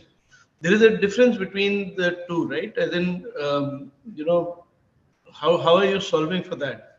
Because wastage is basically, you have excess food, you are kind of giving it away, which is a very transactional thing. Donation is a event based. You there is a birthday, you want to donate food, to an orphanage, etc. These are two very different topics. So what are you actually solving for? Yes, sir. I will answer your question with the help of an example. So let's say that there was a wedding that took place, and there is some food which is left over from the wedding celebration. Now that food has an expiry date, right? We cannot save that food for a week. It has to be consumed by within 5 or 6 hours maximum, as food has an expiry date as well. So usually, if we don't have contacts with NGOs, that food will either be distributed to people, but usually that does not happen since we are not really in contact with needy people in the first place. So in that case, what can the caterer do? The caterer, if he's registered on this platform, can he can add the donation that is of an excess food, which would in place of this, which would have been either No, thrown away. I don't think that's a scalable model because see those caterers etc. already have all of their contacts. मतलब आप अगर caterer के लिए solve कर रहे हो or are you trying to solve a retailer or a consumer? That was just an example. So basically, we didn't want to limit it to anyone. It's open to everyone. Like even if you're day-to-day basis, you have leftover food in your house. You're going on a trip, you have leftover food, you're not gonna eat it, you can just donate it to someone else. That is And precisely most the point. So in which case, sorry, then because then the solution becomes very different, right? So assuming if I'm doing consumer, so I have today extra food, I order half a pizza is left. How does the logistics work out then? Is very different than caterer ka bulk food getting left and donating it. So these are very two different dimensions. So what Right. is And the scheduling what of is these that? charity events will not address that problem, right? Even if there is a charity night coming up 2 days later, that leftover food is not going to solve that problem. So there is a gap between what you have demonstrated and what you're saying as your thought process. So maybe that's what we're not able to figure out. If you can just help us understand that a little bit, that'll take us. okay. In the beginning of your Basic presentation, idea. you were showing a map with all the NGOs close around, yeah? So are you expecting the NGOs to register with this app? So that The if there is NGOs left- do register with it. So basically, NGOs do have meal plans and they do provide food for poor people. But the problem that a lot of people face is while the NGOs, they are not connected to people. So this is basically a platform to provide that connection. So that to provide a link between common people and NGO, a common platform. So the See, NGOs can just accept donations and concept is collect them. fantastic. I think you really picked a very good theme. I think the question you need to really answer is and there are 2-3 different dimensions of it, right? One is the charity events, one is like this catering event. So these are because all of these are different journeys. So these different journeys will have different solutions to it, and there is you try to maybe cover only one part of it. So if the consumer part is one, I think you need to have a separate journey for that. Obviously, you will need NGOs and various other things registered so that people either they pick it up or you deliver. So I need to have a geo tag, maybe map saying that okay, ये यहाँ पे आप deliver कर सकते हो. Or if I want to donate for my birthday, is there's an event, I need to figure out what kind of NGOs are there, where do I want to donate, so all of these different journeys will need to be solved. Otherwise, as a concept, I think it's a very good thought, very good concept. You just need to probably work a little more on the execution part of it. Yes, thank you. I would just like to add a point that the upcoming charity events is this feature is solely the aim of this feature is to attract attention to this website and to the NGO itself. So we wanted a platform which would not only increase donations of food, but also which would act as an all-in-one platform for the NGO itself. So the charity events was an effort to take the project in that direction as well. So, Kriti, And thought process is perfectly fine. I think it's the operational side of things from a user workflow perspective. A user is an individual user who wants to contribute vis-a-vis a caterer or a mass bulk user who wants to contribute. So you need to figure out that workflow, what will that mean and how will you help them? Each of those. And there is a real-time contribution for the user, and then there is a planned contribution, like what Ajay was saying. A birthday coming up next week is a planned contribution. Real-time is the example that you gave, Akanksha, about a wedding. It's done. Now there is leftover food. How do I donate it? And I have a short time span, 3 hours, 4 hours. I need to get that done, right? How do I solve that problem is very different from how I will solve a problem where my birthday is coming up a week down the line, and what do I donate? Now, how do I plan for that? That's a very different problem. So both these cannot be, while can be solved on the same platform, the workflows and the thought process has to be will be very, very different. yes, sir. Yeah, absolutely. So good concept. I think you should work on it more and fine tune it in a more better manner. Please take this forward. It would be great. Yes, sir. Thank you so much. Thank you. Thank you. Bye. So much. Sure.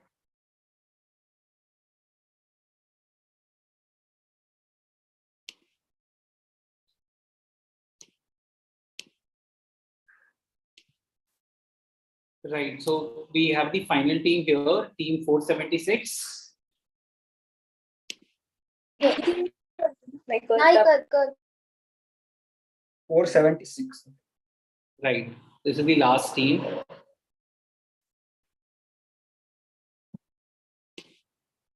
That's a very interesting name, Hackaholics.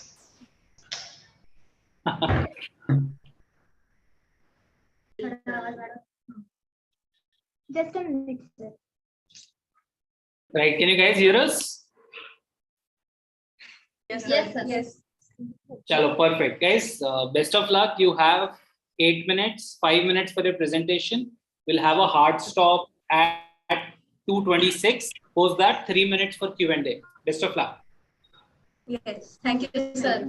Thank you, sir. Sir, hope you are able to see our screen. Yes. Good afternoon. Presentation, yes. Yeah, team, go ahead. We can see your presentation. Please go ahead. Yes, sir. So good afternoon to all the members on the board. We are team 476 Hackaholics, and we are here to present our project on post-perfect teacher. Before we begin, we would like to give you a brief overview of how and why the problem statement that we have chosen came into being. So one of the members of our group, Isha, she has a degree of Visharad in Bharatnatyam. And 2 or 3 girls of the domestic helpers, they approached her saying that we want to learn Bharatanatyam, we are very interested, but due to family conditions and financial issues, they are not able to learn that dance form. So they asked her if she could help them with the basics. Understanding the 100% attendance of our college and hectic schedules, she had to sadly say no. So that got our thinking caps on, and we decided that we should create some sort of platform which is going to provide a 24-hour teaching aid to such children who are not that financially stable, but they are really stepping up to be curious and to learn new things. So here we present before you the post-perfect teacher. So what we observed is that many girls who are striving to learn, they are underprivileged and they cannot learn because of their financial conditions. So we took this opportunity as a challenge to build an all-inclusive model, which is free of cost, and it is your teacher throughout your learning process. So now let us start with the demonstration.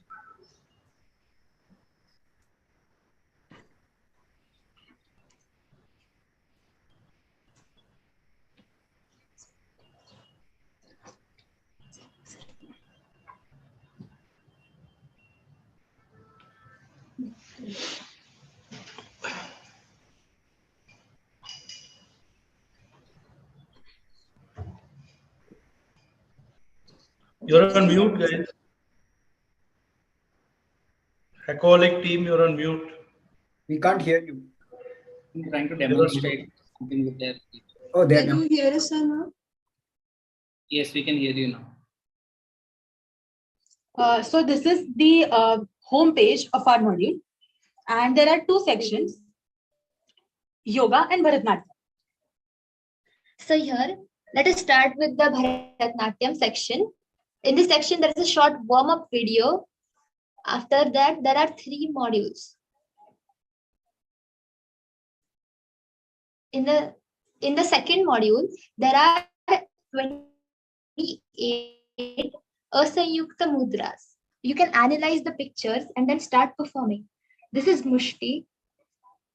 It recognizes the mudras. This is Pataka. This is Chandrakala.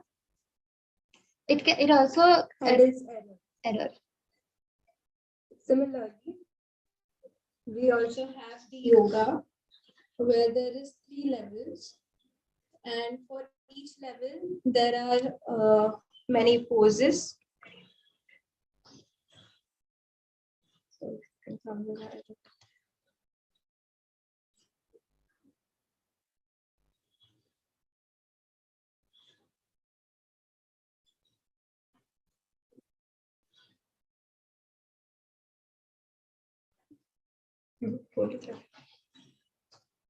Guys, you're on mute again. So now our module will be starting.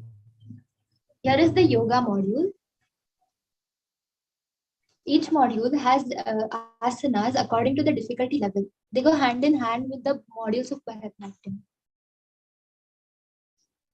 So right now, my left hand, when it when she stretches her arms, when she does not stretch her arm, it shows like that the arms are not correct. But when she stretches them, both the arms are perfect.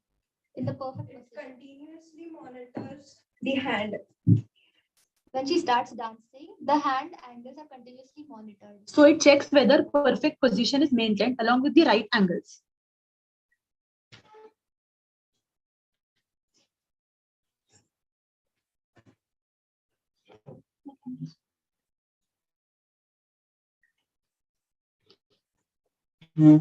So, sir, to give you a brief overview of the backend, we have used the MediaPipe library, and that library provides us 32 join points, which are going to aid us in tracking the body position of the person performing the dance. Also, 10.8 people who learn Bharatanatyam and yoga suffer from different joint and musculoskeletal disorders due to incorrect postures and wrong positions. Hence, this system has been built up to continuously analyze and correct you in order to perform with perfection.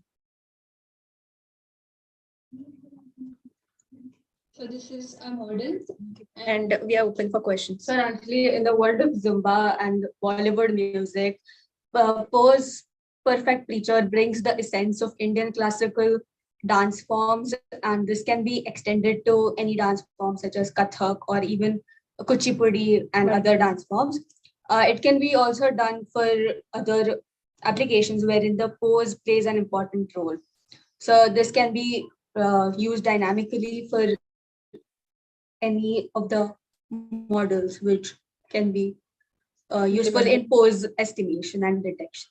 And it also has constant monitoring of the pose. So that is also one of the benefits of it.